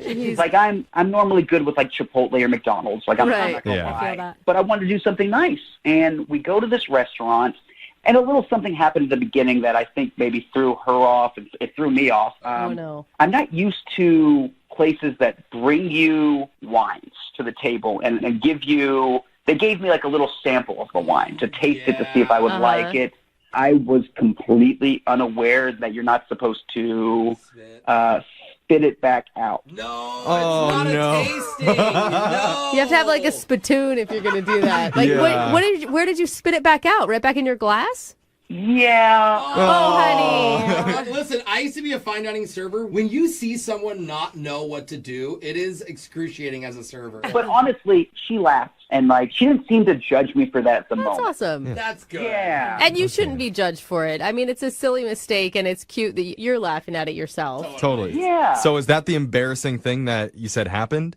So that was a embarrassing thing that happened. There was something else. We got back on track. We had good conversation, had some wine, had a really good time. Swallowed it this time. Yeah, hopefully. It just spits it all, right? Exactly. They brought me a different glass, so it was great. Nice. Good service. Good service. Good service. And at the end, she had made it very clear when she got there, you know, like in a nice way that she would feel more comfortable if we split the check, which was totally cool with me. You know, like I get that, no pressure. So we did that. We each put our card on the bill. Okay. Her card, she had like a unique cover on her card, though. It was actually really cool. It was like this eagle over the waves with a sunset. Like I've never seen a credit card like this. Yeah, where you can, I mean, you can get like personalized credit cards. right. With, like Sports team on mine. whatever like, picture you want. Yeah. Totally. And I've seen sports teams. I've just never seen like this piece of art that was so neat. Okay. So I took a picture of it because I wanted to like keep this piece of art. It was so cool. Oh. And right as I was taking the picture of it, she came back to the table. Oh. Okay. Yeah. That looks so Yeah. bad. Really icky. Like now I think she thinks I was trying to like steal her credit card information or like What did you say to her? I told her, I was like, no, I really like this design. And she kind of smiled. It's a card. Yeah. It's a rectangle. Did she tell you to delete the photo? I would have. Yeah. She didn't, but she like also kind of clammed up and grabbed her card immediately and Yeah. put it back in her wallet. And And you're like, no, just sign this. I just want to see what your signature looks like. By the way, what's your social? Yeah, what's your birthday? Just a coincidence. so I feel so dumb because then the rest of the night, you know, like we kind of wrapped things up there and said goodnight. You know, we kind of gave each other a hug, but it was like kind of an awkward hug. And You I, lost your momentum, huh? yes. And it was going so well, guys, despite the wine mix-up. It was going so well. So I just, I feel dumb, guys, and I just don't know how to talk to her and get her back because she Right. ghosted me. So I mean, you do come across for sure as a credit card thief. Yeah. Sketchy. Yeah. Just to be blunt. I hope not, but I can understand like why she would have thought that. I mean, I hope not. I have a new TV, but Yeah. it's fine. Well, let's see what Alicia has to say. We're going to play a song. We'll come back. We'll call her, and we'll try and get you your second date update, all right? Thanks, guys. I appreciate it. All right, hold on. If you're single, trying to find love, you can treat every date like a learning experience. Okay, yeah. You know, that's nice. you kind of figure out what to do and what not to do in the dating world. Yeah. And one of our listeners, TJ, definitely learned a lot of things you shouldn't do when he went out with a woman named Alicia. Like he learned, do not spit your wine back into the glass when the server offers you a taste. No. Also, don't take a photo of your date's credit card because you think the design on the front's cool. Some things you think people would already know. Yeah. Yeah. But the important thing is he's going to take these life lessons, chew them up, digest them, unlike his wine, and then maybe turn it into another date. Okay. He's gonna poop it That's out? good. That's quite the cycle. That's how you learn. But TJ, okay, if it doesn't work out, you know, it's all right. That's the whole idea behind the website Plenty of Fish, is that there's plenty of other fish for you to learn from. Good point, Jeffrey. Eventually, you're bound to snag one of these pesky fish, maybe one of the dumb ones. You're saying it's a numbers game. Yeah. So don't give up. Maybe a throwback, but you can always keep it. There you go. If you want. Fair enough. That's good to know. Okay. I don't think he feels much better. No. TJ, I actually have a lot of faith in this one because I can totally understand, like, she met you on Plenty of Fish, you're taking pictures of her credit card, why she's not calling back, but I'll vouch for you that you're a stand-up guy and you weren't committing credit card fraud. Yeah. I appreciate that because I wasn't. Okay. How do you know, though, Brooke? I don't know. I just trust him. He sounds like a nice guy. TJ. Well, that's how you get scammed. TJ doesn't even know how to taste wine correctly. I mean, he's not sophisticated enough to pull off some, like, big scheme. All right. Don't insult the man. I'm just saying. And if She's not wrong, guys. She's really not wrong. So. Yeah. Okay. Not wrong. See? I like TJ. Me too. I believe you now, too, brother. Okay, TJ, let's try and get you a second date. I'm going to call Alicia, and we'll see what she has to say. You ready? I absolutely am. Thanks, guys. All right, let's dial the number right now. Here we go.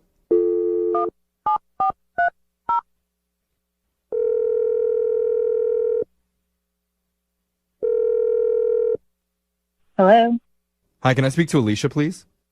this is she. Hi, Alicia. My name's Jeffrey from the radio show Brooke and Jeffrey in the Morning. How'd you get this number? We're just going through the phone book, dialing everybody's numbers, saying what's up. There's no phone book listing of cell phone bored. numbers. We're really bored. Oh, well, you have to pay for it. Yeah. The real reason I'm calling is we're doing something called a second date update. Have you ever heard of that before? I've heard people talk about it, but I don't know. I didn't know it was a real thing. Yep, it's real, and now you're on one. So, Congrats. how about that? Are you serious? This is hilarious. Yeah, Am I on air right now? yeah, that's right. Is that cool with you, Alicia? I mean, I guess. Sure. All right, I'll take that. Yeah, It's that works. great. That's an affirmative. Uh-huh. So the reason why we're calling you is because a guy emailed us hoping to get a hold of you. His name is TJ. Oh. Oh, no. Aw, you were all happy. Not the fish you were hoping for. Not really. I mean, Oh, no. he called you guys? Yeah. I mean, he told us all about your day, and we spoke with him a little bit. He sounds like a really nice guy. I mean, he's all right. That's such a bad review. I don't know how to explain this. I'm caught off guard. I'm sorry. I mean, so TJ did, when we spoke to him, he told us about some of the awkward things that happened during your date. Yeah. Like he told us about spitting wine back into his glass when he was going to taste it. yeah, I mean, I wasn't sure if he was trying to be funny or not. I mean, it was. Then I realized that he just didn't know what was going on. But it was kind of like cute, right? Like it's one of those moments you're like, oh, you're so dorky. It's cute. Yeah, it was more like, oh, you're so dumb and not. Okay. Yeah. All right. He said he had a few of those moments because he also told us about at the end of the night when he was taking a picture of your credit card. And he said that he wasn't trying to like steal your information off of it. He was just really impressed by the design on the front of the card. Oh my God! All right, so that freaked me out initially, and the thought didn't cross my mind that he was trying to steal information because I could easily identify him and get him for that. But what really drove me nuts was like, so for dessert, he had ordered like it was a decadent like peanut butter brownie dessert. Okay. And he was like handling his phone, and he had touched my credit card, and his fingers were just so filthy. It was like toddler sticky fingers. Wait, what? Hold I'm on. sorry. You didn't think that he was like, I thought for sure you weren't calling him back because he looked like some credit card scammer, but you were just grossed out by him a little bit? Yeah, like a lot of it. Oh. Because he had sticky fingers and he touched your credit card with them? That's it? Spitting wine out. It wasn't just sticky, like he had peanut butter like on his nail. Like it was just Let's hope it was peanut butter. Yeah. yeah. Well, now that you mention it, I mean, Oh, my God. I mean, I could see where that moment would be. I mean, but I see how it would be sort of disgusting, but you think that you don't have a future with him romantically because he has sticky fingers after eating a delicious treat? It was embarrassing. But I mean, there was like another issue that I had with him. Oh. So like after our date, I went on Facebook to look him up. I was very intrigued by his messy eating, but I noticed that we had a mutual friend. So I messaged her and asked her if she like how did she know TJ? Like did she go out on a date with him? Uh-huh. And then that girl ended up messaging me on Messenger oh my and God. said TJ basically has a littering problem. Littering? What? Did you say littering, like throw garbage on the ground littering? Yeah, and I'm like one of those people, I find that very disrespectful, and I'm not cool with that. Yeah. Basically, she had mentioned that they had gone out on a date to Chick-fil-A, okay? So You definitely stepped up the class with your date, though, so maybe you should take that as a compliment. I guess, but after he had finished eating, they were in the car, and he just kind of like chucked the whole bag of garbage out the window. Oh, that's bad. I was Okay. like, who's tattling on people for littering? But that's Yeah. like a moment. That's Okay. like We were talking about behaviors that you can change and can't change. You can't change a litterer. That's for just sure. throws a whole bag of something out the window. Yeah, that's Are you messed up. sure? I mean, maybe this is like hearsay. You know, it's like this person knew this person knew this person. Like, what if it's even just a different TJ altogether or something? That's a good point. So let's ask TJ directly. TJ, are you a litterer? So this is the problem with getting secondhand. Hi, first off, hi, Alicia. So, Alicia, I should probably tell you that TJ's been on the other line listening and you heard everything that you said. Did I forget to mention that? Yeah, you did. I know exactly what you're talking about, and let me clarify because that's the problem with secondhand telephone. You know, people just say things. There was a giant cockroach on the floor of her car, and I had to use the bag to kill it, but it was climbing up on the bag, so I threw it out the window because I freaked out. Whoa. So, Alicia, what are you thinking here? Are you skeptical or do you believe him? I mean, is that a real story? Like, why would you even go and handle a cockroach? I mean, they're fast. How could you even catch it? What are the odds you're in a car and you see a cockroach? It's never happened once in my life. And then second, that it happens to climb on while you're throwing. I mean, It depends on the state of the But inside like, of that car. listen, he didn't know that he was going to have to defend himself in this story, Alicia, and he came up immediately with this response. I mean, either he's an incredible liar or that is just the truth. That's a good point, Brooke. I know it doesn't make me sound like the manliest man, but And not the most hygienic person either. Like earlier we learned that you're a messy eater who doesn't care about getting those nasty peanut butter fingers on your phone. How could you not see that? That would be a huge turnoff on a date. I know. I don't know why. And I bet he's the type of person that likes to lick the peanut butter off his fingers one by one. It's definitely under his fingernail beds. Yeah, oh yeah. You know, well, actually like- not anymore because he already sucked it all out. Okay. I'm gonna throw up. I mean, Alicia, would you have gone out with him again if you hadn't heard the litter story? I don't know. I feel like maybe you need to go to finishing school or something. Finishing school? TJ, I don't think Alicia is trying to be mean. She's just trying to help you out so you don't do this again in the future. frankly, she's not who I thought she was, and honestly, I don't mean to insult you, but you're being a negative Nancy right now. Oh, wow. Dang, we gotta bleep that? I don't know. I told you the aggressive TJ was coming out earlier. He means business. Honestly, I think you're being quite judgmental, and I thought we had a nice time, and if you're this nitpicky and judgmental, I don't know if I want a second date. Look at TJ laying down the law. Tables have turned. Is he a little more attractive when he does that, or are you rolling your eyes right now? I mean, I'm fine with that choice. That makes it easier for me to say no. Oh. Well, no, you guys can't do that because I have to ask you if you guys would like to go out on another date first, Oh. and we'll pay for it. I think I'm going to have to pass, you guys. I'm sorry. I'm happy with this, guys. I'm going to have to pass, too. Well, I'm sorry, TJ, no second date. You know what? I'm fine with that, guys. There's plenty of fish, like you told me earlier. Oh, there you go. Or plenty of cockroaches, depending on what website you want to try. Moving 92.5. Moving 92.5. Brooke and Jubal's second date update. Today's second date update could go very well or very poorly. Why this one? Because the dude that emailed us explained the date as the date of his life. Oh, no. Yeah. Oh, gosh. His name's Trevor. Trevor, what's up? Yeah. How's it going, man? All right. How are you? Good. Your email that you sent us described the date that you went on as the date of your life. Yes. It was like my life had turned into one of those ridiculous romantic movies, like Serendipity, you know, the John Cusack. I mean, it was just... It was insane. I know. Okay. It sounds so corny, but it was. So it was you had- totally insane. Why don't you tell us about your rom-com date? I was at lunch with a friend at the Seattle Center, and I saw this girl like she was eating lunch at another table. Trevor, I don't mean to stop you, but the way that you described it, now everything you say, I've just got a scene from a movie in my head. The violin's playing in the back. Yeah. So she was eating lunch at another table. She was eating lunch at another table, and she was probably the most beautiful woman I've ever seen. I mean, she was just gorgeous, and I couldn't hear her talking with her friend she was with, but every so often I would hear her laugh, and she was just, it was Jubal, insane. give the man a chance. Trevor, I apologize. I'm not laughing at you. Yeah, I'm he just- has a. I understand because I feel a bit ridiculous, but it happened. You asked her out.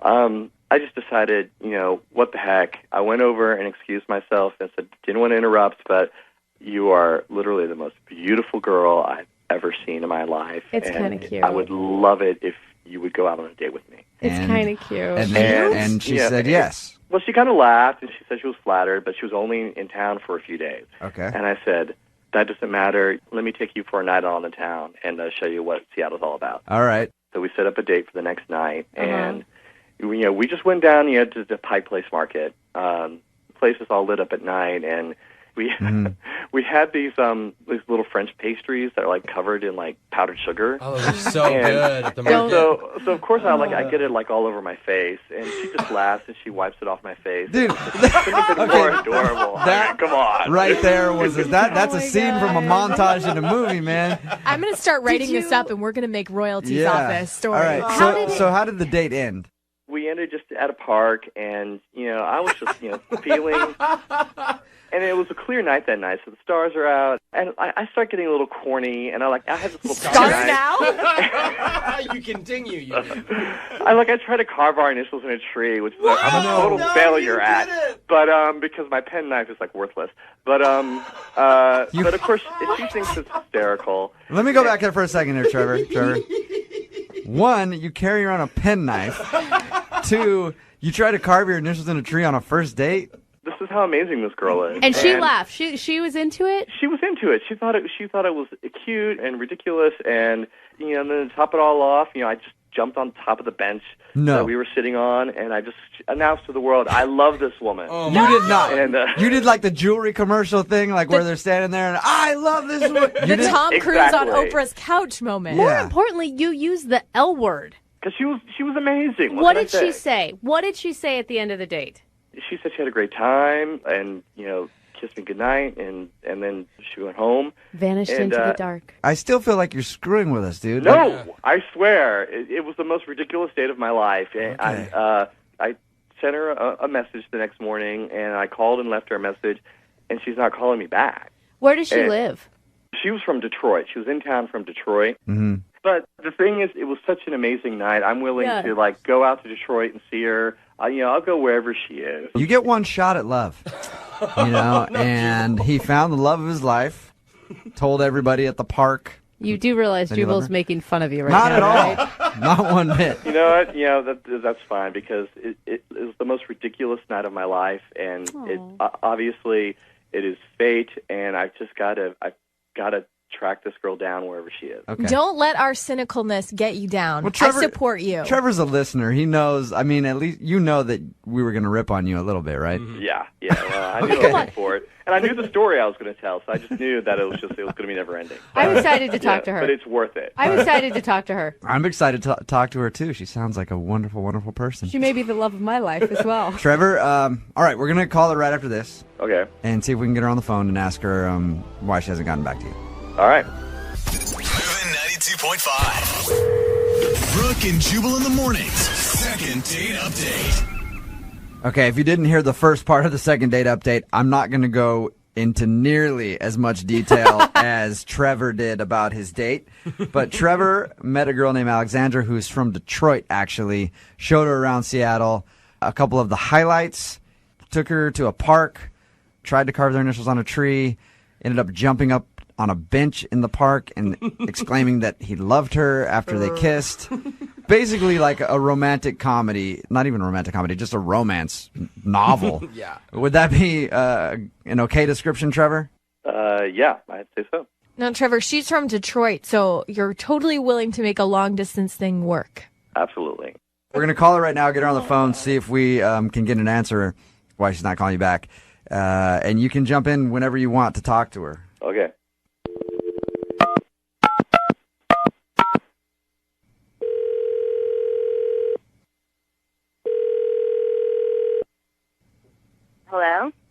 Hi, can I speak to Alexandra, please? This is Alexandra. Hey, how are you? This is Jubal from Brooke and Jubal in the Morning. I'm moving 92.5. I'm sure you probably have no idea who we are. No. Okay. We host a morning radio show in Seattle, Okay.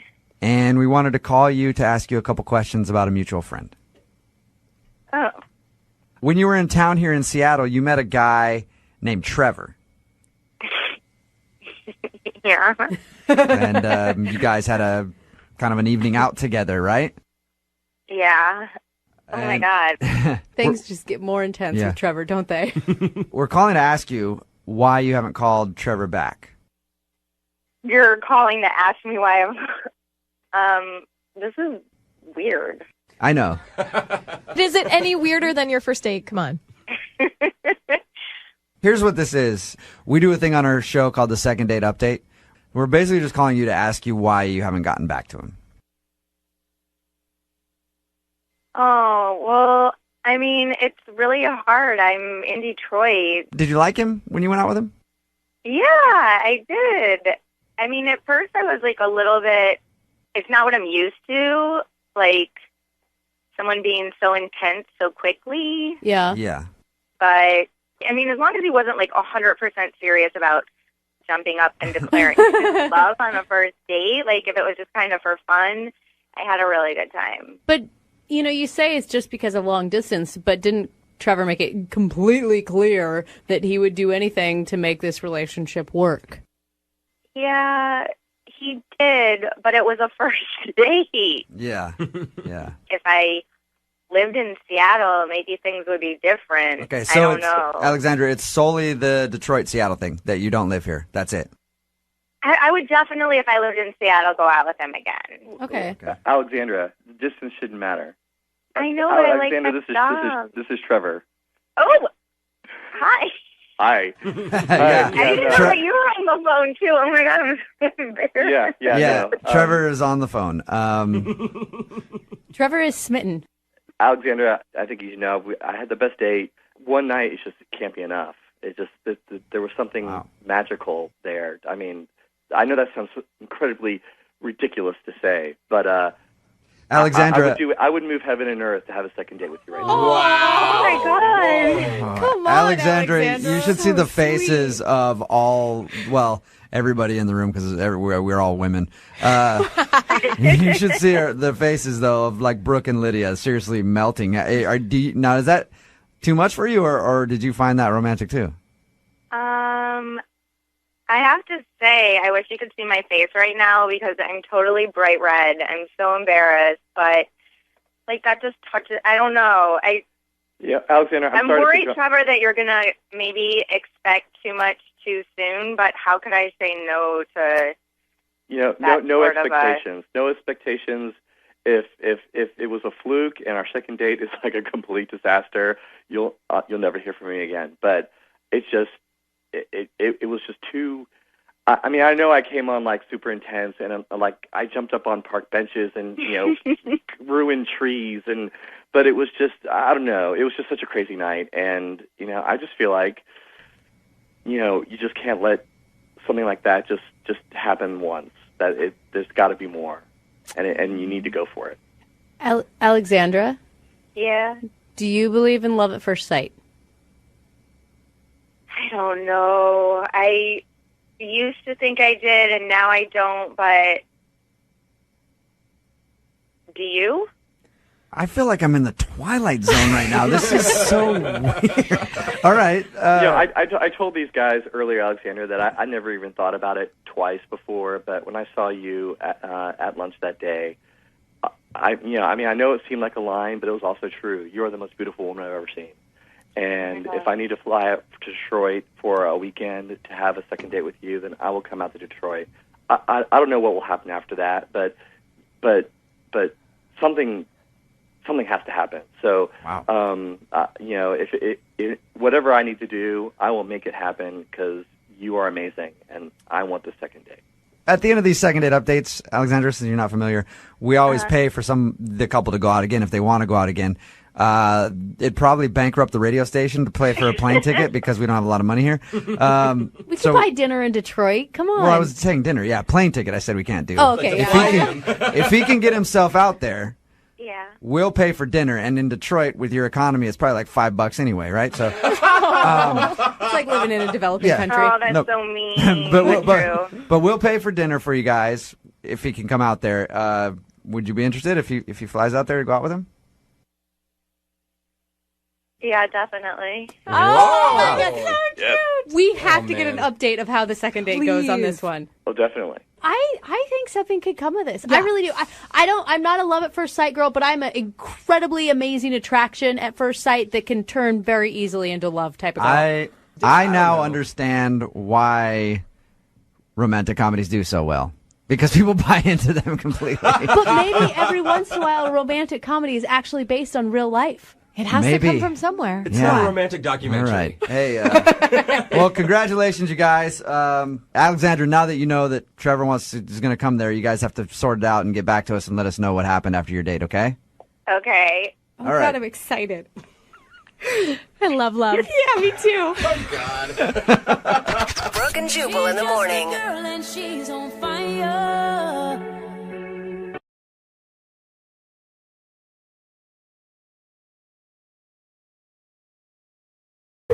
Second date update. Today's second date update is going to be a little different than any other second date update we've ever done on this show before.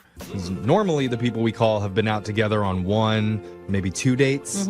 But the couple we're speaking with today are already engaged. What?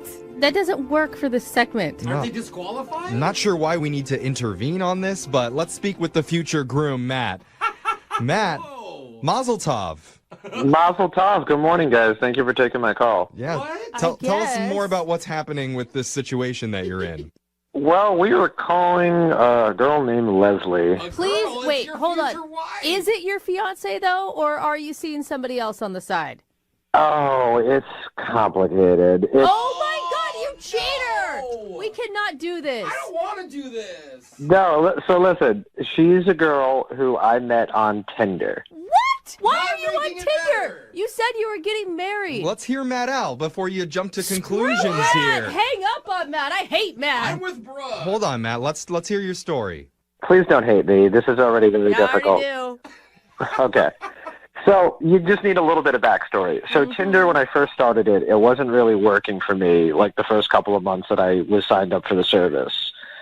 But then I was getting a few matches because I had changed my profile picture, and the pic that I dommed. You're welcome. I sent you that picture of myself, and I know it got a lot of hits for you, so. Yeah, no, it was great. They were like, wow, you're way more handsome now. And I was like, yeah, no.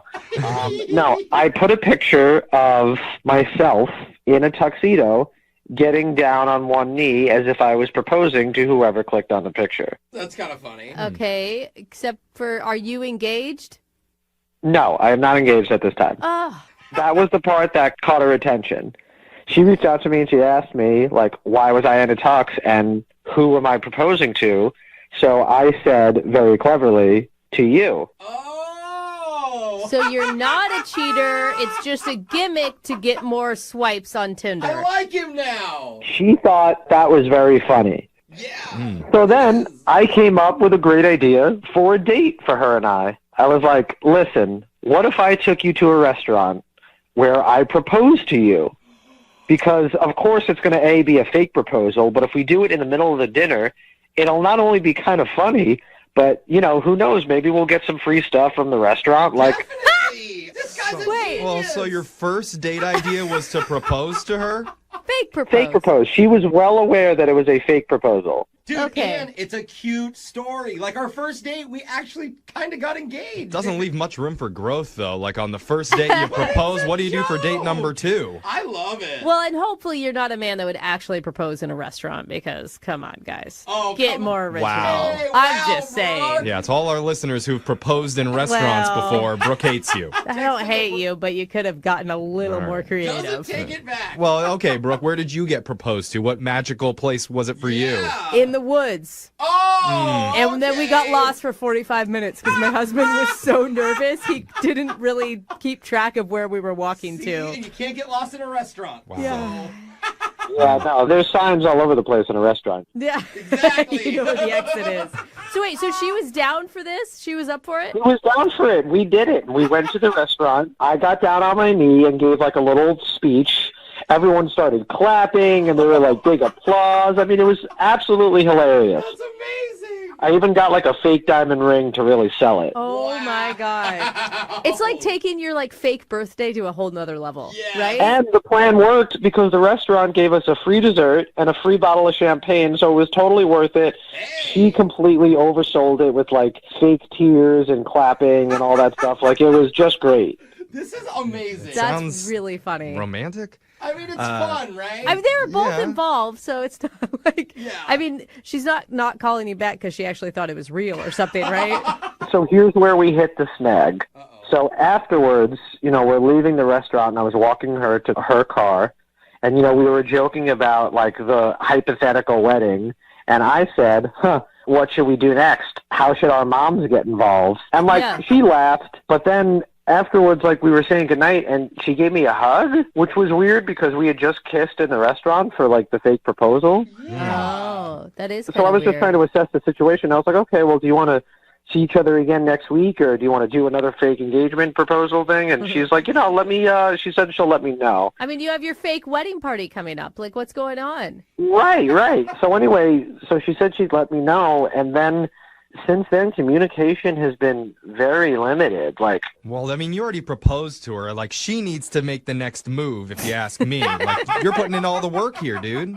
I mean, you're probably right, but, it's hard for me because, like, she seemed so down for the first, like, bit of this thing, and now when I just added this, like, stupid little, like, it's just such a dumb, like, I regret it so much. It's like, well, God, why did I have to take the bit there? I just want, because I really did like this girl. Yeah. You're right, though. Like, if that's it, that's the reason after all you guys just did. I don't know. I'm just trying to collect my emotions right now because I started off really hating you, and now I'm really rooting for you. It's just like your real marriage, Brooke. You're going to have to give me a second here to have any opinion. All right. Well, we're going to play a song, come back, and we're going to call your future bride-to-be right after this. All right, Matt? All right, thanks. All right, hold on. Second date update. Dearly beloved, we're gathered here today in this dingy, German-fested recording studio to celebrate the joyous first date of Matt and Leslie. Matt took his Tinder match to a restaurant where he faked a marriage proposal in the hopes of getting some free stuff from the restaurant. Yeah, Matt. And possibly free pass to second base. But even though Leslie said yes to the staged proposal, she has not said yes to a second meetup. And that brings us to this moment. Matt, is it okay that I act as your pastor today to try and bring you two together with your future wife? I would have it no other way. Can I be a flower girl? I feel like more than ever, every man listening is rooting for this to work out for you, Matt, because they totally want to try this and get free food on their date, too. Dude, I said this to you off air. I was like, I really want to do this. Like, but if it doesn't work out, then nobody should do it. Right? Yeah, they don't care about, like, meeting a great girl. It's just the free food. Yeah, it's just a cheaper way to date. Matt has unlocked the key. Well, listen, as much as I'm happy that I possibly have created a new life hack for many of the fellas out there, I mean, none of this will be worth it if she doesn't want to go out on another date. All right, Matt, that is so romantic. I'll let you get to second base, okay? Oh, dang! Okay. I'll listen, if I could just get in the ballpark, I'll be happy about that. All right. Oh, you can get in his Well, let's open the gates for you. We're going to give Leslie a call and try and get you a second date here, all right? Thank you so much, man. I really appreciate it. All right, I'm going to dial the number right now. Here we go. Oh, I hope this works.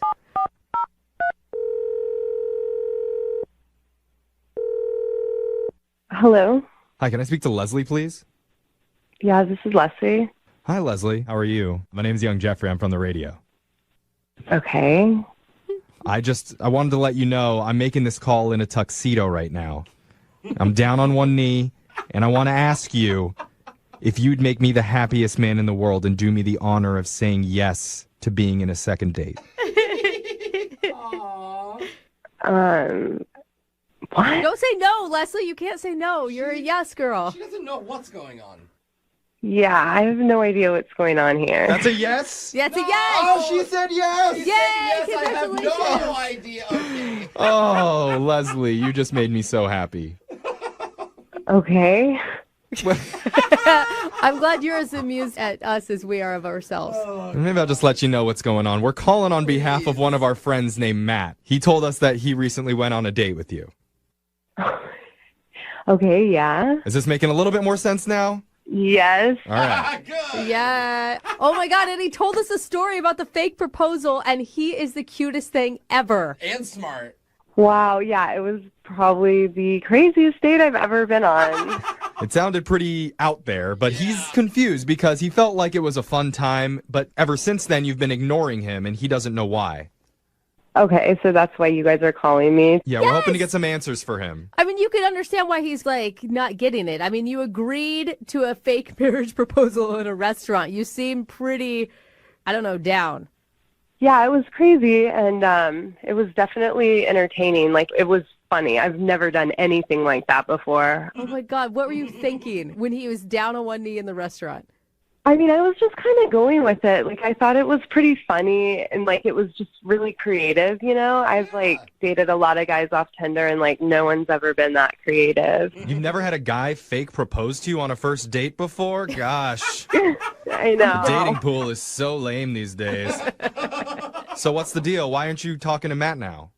You know, I don't know. Like, everything was, like, really funny, but then it was just like a red flag, and like I didn't really want to say anything to him. I don't even know if it's like the type of thing that you say, to be honest. Did it freak you out? Like he was being more serious than you expected him to be or something? Is that what you're saying? No, like I knew it was a fake proposal, you know. I was like going along with it too. Like it was funny, but it was like when he pulled the ring out, it was like in this little box, and it was just like so freaking sad and pathetic, like this ring. And I know it, like people around saw it too, and were like, "Oh God, he got her that ring." What? And it was just wait. It's fake. It was a fake ring though for your fake wedding proposal. Yeah, who cares? Okay, but like other people saw it, and like you guys weren't there. Like it was just embarrassing. And the thing is too is like what? He kept going on and on about how good it looked, and can you believe this is fake? And I don't know. It was just like a huge turnoff. Wait, the fake ring for your fake marriage proposal was too small, and that was what turned you off. No, but it embarrassed her in front of everybody. Thank you. How does that embarrass you? It's a fake ring. This is all a setup. But they don't know that. But even if it was a real ring, who cares the size of the ring? Like, is I mean, but... now I'm starting to judge you over a fake marriage proposal.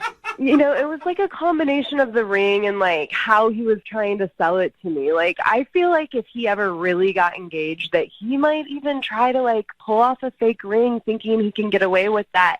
And I'm just not cool with that. It just seemed really tacky and like not classy at all. Not classy. It seemed tacky and classy when you agreed to try to get free dessert out of a fake proposal. Well, you know who I'm sure didn't think it was tacky? Oh my gosh. I bet Matt thought it was pretty damn classy, don't you, Matt? What? Wait, he's on the phone? Yeah, he's been listening on the other line this entire time. Matt, she wasn't impressed. Hey, Leslie. Hi. Oh my God. I'm sorry. I didn't realize you were on the phone. That probably was not easy to hear.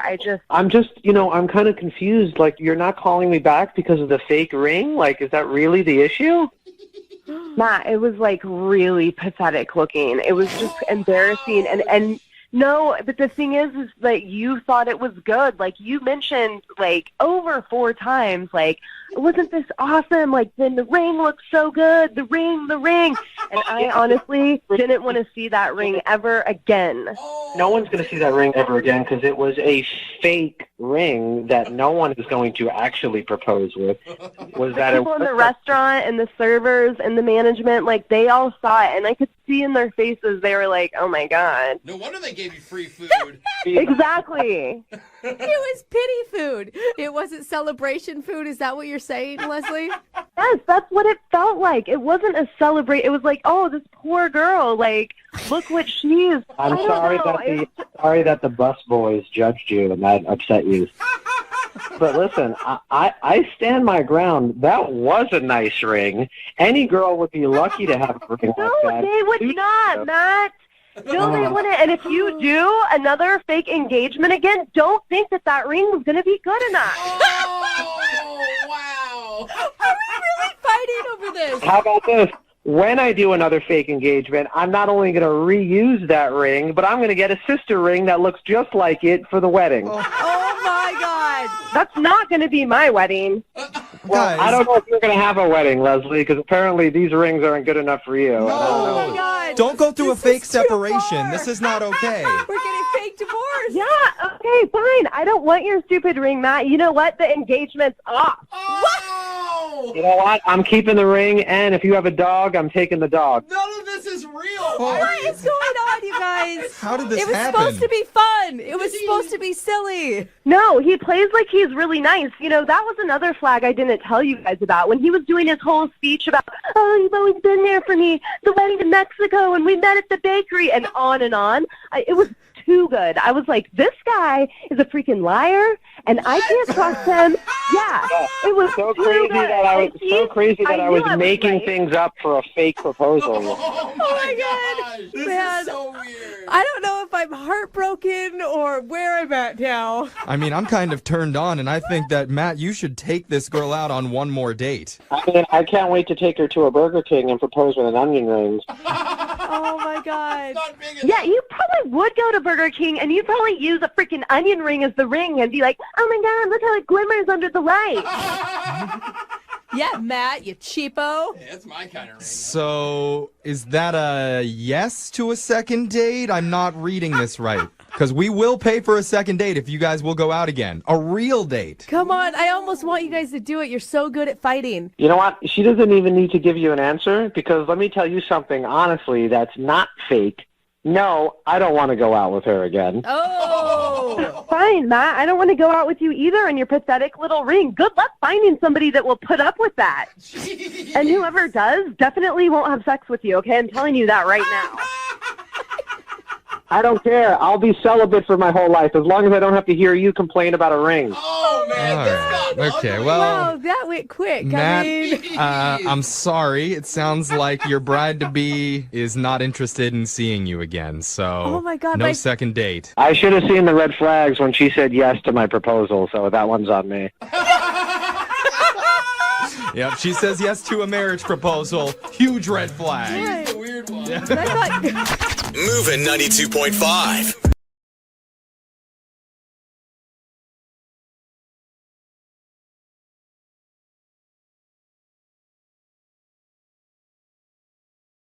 Moving 92.5. Brooke and Jubal's second date update. Today's second date update is going to be different than one we've ever done before. what's that? How so? The email that actually came in from the dude that wants us to do a second date update for him actually said, I kind of need a second date update.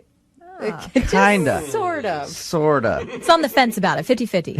His dilemma is awesome. Robert met a girl named Kate. Okay. They had a one-night stand, as sometimes people do. Yeah, that's nothing new for a second date update. Robert didn't want to see Kate again, Okay. but he's on the phone with us right now for a second date update. To call Kate? He wants us to call her Yeah. because after they had a one-night stand, she was texting him. He stopped responding to her, blew her off, right? Okay. Sometimes that happens. Yeah. Then Robert realized something about Kate.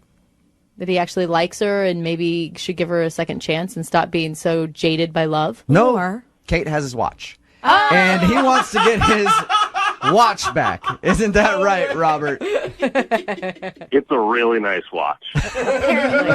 Apparently. Now, I read your email, and it sounds like you don't really want a true second date with Kate. I need you guys to smooth things over and make her think I'm a nice guy so I can get my watch back. So you want us to lie to her is basically what you're saying. Yeah, I mean, if you could, just if you could tell her I lost her number or my cell phone. All right. This goes against every bone in my body. Not me, because I'm a fan of watches. Yeah. And I think this guy should get his watch back. Why can't you just call her and say, hey, it's Robert. I know you probably remember me. Sorry for not answering any of your texts and stuff. I'm just not interested in a relationship. But I do still want the relationship with that timepiece I had. Can I get my watch back? Why don't you just want to call her yourself?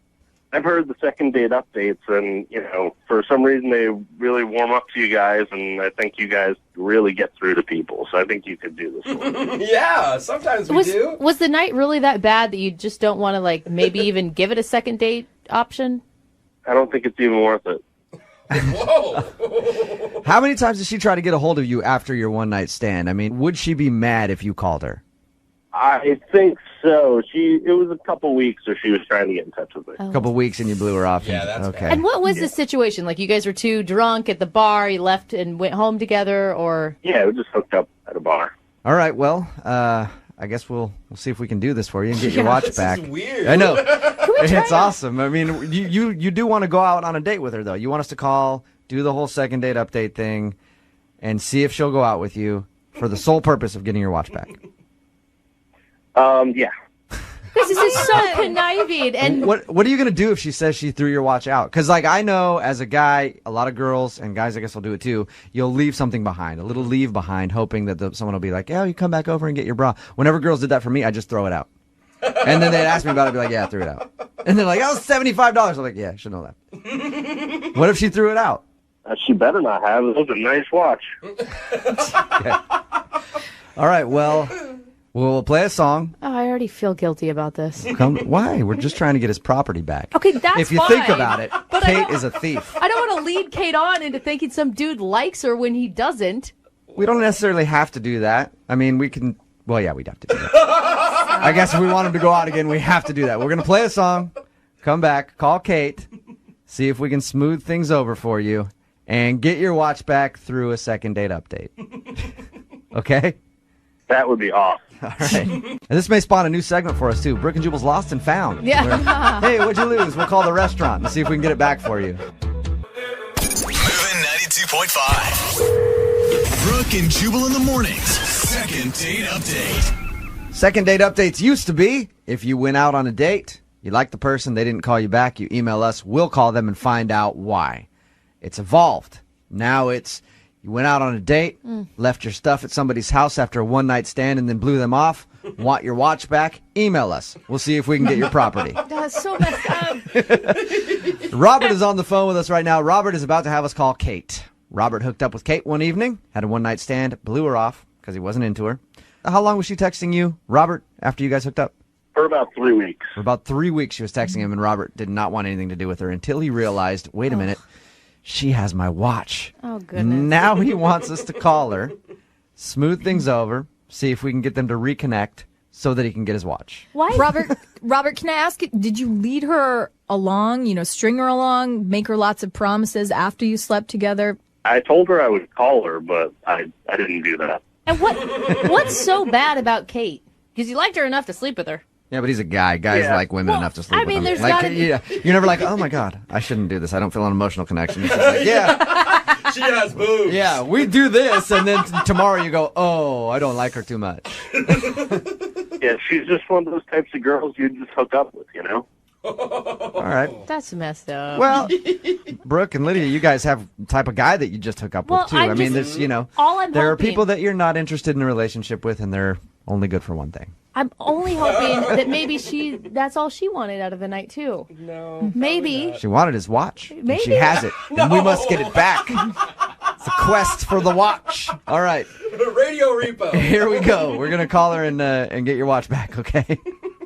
That would be awesome. All right. Hang on.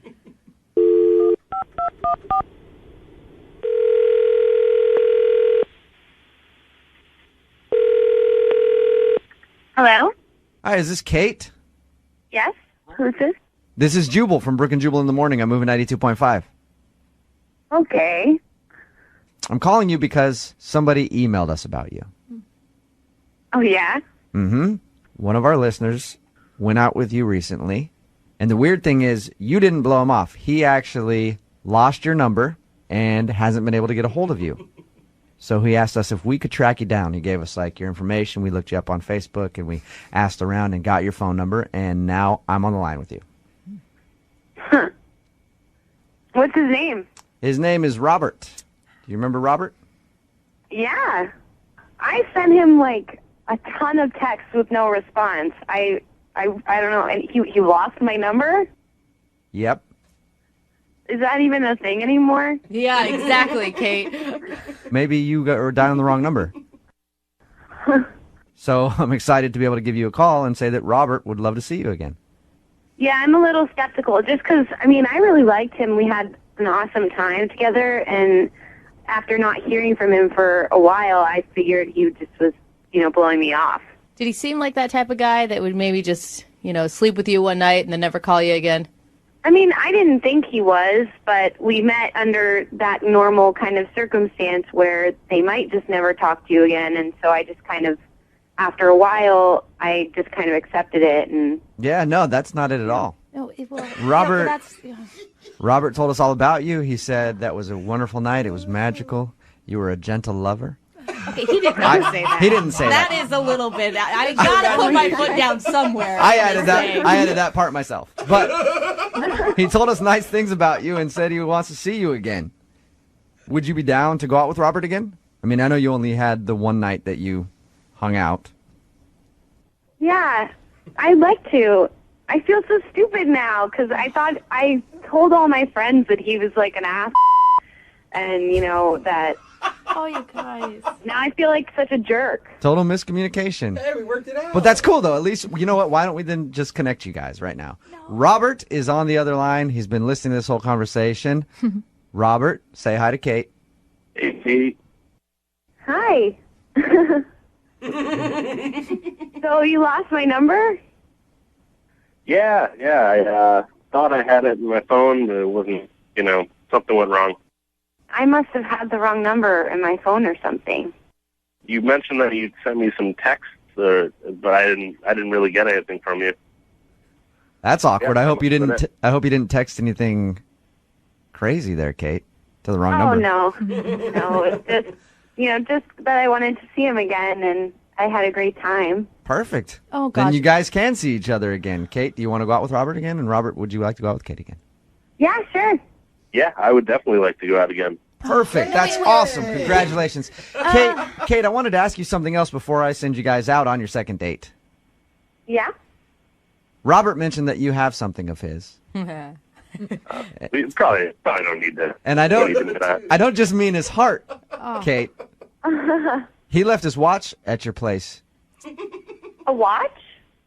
Yeah, did you find his watch? We could probably talk about all this on the second date, We don't really need to. I think we should talk about it now. Yeah, I found the watch. Oh, nice. Cool. Yeah, I'm sorry. I gave it away. I didn't know it was yours, Robert. I'm Really? sorry. You got rid of it? I gave it to a friend. That is awesome, Kate. Which one of your friends did you give it to? He's just walking around with someone else's watch. Well, my friend Shannon uses it to time her splits when she's running. You gave it to her friend to use while running. That's awesome. Well, I mean, is there any way you could, get it back? I'm not going to ask for it back. I gave it to her. She uses it now. That's kind of rude. Well, that sucks. Are you kidding me? I'm sorry. We could go on our date and, maybe we could look for a replacement together or something. There you go. That's a good idea. Yeah, I don't know. I don't want that happening. Oh, dude. Oh, no. What? Were you just calling me to get back your watch? Of course I was. Are you kidding me? No. And you guys did this too? You all were in on it, that you tried to set me up with someone who's a complete ass just because he wants to get a watch? I know. A cheap watch, for that matter. That is so ridiculous. I didn't want to do it, but Yes, it was you Brooke did. and Lydia. You're so Both of them. smart. They were like, Jubal, we should do this because it's somebody else's property. And I was like, no, guys. This is someone's heart and their personal life, and I really thought that maybe it was all a mistake, and I got all excited, and you guys did that to me. I didn't do it. I was. Who the for you to do that. Well, we are sorry. we were just trying to. legitimately sorry. I'm not that sorry. You we were should trying be. to. We're trying to get his property back. That's all. Well, he lost his property when he left it at my place, so maybe he should take better care of his own property instead of treating it like he treats women, just leaving them around and never talking to them again. And I could have gone on a date with this guy again, and my heart would have been broken all over again. We wouldn't have let that happen, Kate. I promise that. Well, now that my dirty laundry's aired all over the United States, I'd like to hang up now. Hey, Kate, how about this? Can I send you guys out on a real second date so you can get to know each other? No We will way. pay for it. Come on. Send me on a spa day or something. I don't want to see that shit again. I think that's fair. Would you do a spa day with Robert? We'll pay for it. No, Jubal. No, Robert. I feel All right, Kate, how about this then? Okay, how about we send you somewhere for like a spa day or something? Because I do feel bad for tricking you. Really? Yes. That would be great. Can I pay for that? Yes. But Robert can't come. He might just show up and be there. He might be the guy doing your toes. Brooke and Jubal in the morning. First things first, I'm the realest. Drop this and let the whole world know that. Text in at 78592 about the second date update. It said, that was a new low for a second date update. Even for you, Jubal. It's Brooke and Jubal in the morning. I'm moving 92.5. Another text in at 78592 that says, I have to know, did you really send her out on a spa day? Yes. Of course. We will be sending Kate out on a spa day to make up for the fact that we tricked her. And if I'm you gonna- missed it, Robert wanted us to call this girl named Kate. They ended up having a one-night stand. He left his watch at her house. He didn't really want to see her again except to get his watch back. So we called, made up a story about how he lost her number because he wasn't calling her back and blah, blah, blah. That was the worst part. And just tried to get her on our side so that she would give the watch back. We found out she ended up giving the watch away and definitely did not want to give it back after finding out that that was the only reason for the phone call. Lots of texts in at 78592 ripping us for doing that. But hey, we love our listeners, okay? And he emailed us and he had a problem. No, come He had on. lost his watch and I felt it was our job to try to get it back. And also, as a girl, I've been on a date with, I've been on several dates with lots of jerks. If you told me there was a spa day at the end of it, Yeah. I would do it all over again. She got a spa day out of the come deal. on. We're You sending her guys. somewhere nice so she can have a day of pampering. I still feel icky about the whole thing. Oh, do you need a spa day too? Maybe, yeah. I'm not paying for yours. Please. I'm just paying for hers. No. I'll only get a manicure, not a pedicure. Brooke, you can afford your own spa day. Only if I can go with you and get a pedicure. Because Your feet are gross. they right now. are. I and know. I love getting pedicures. And they it do is make you feel amazing. Summertime. I mean, Yeah. you got to show those toes off.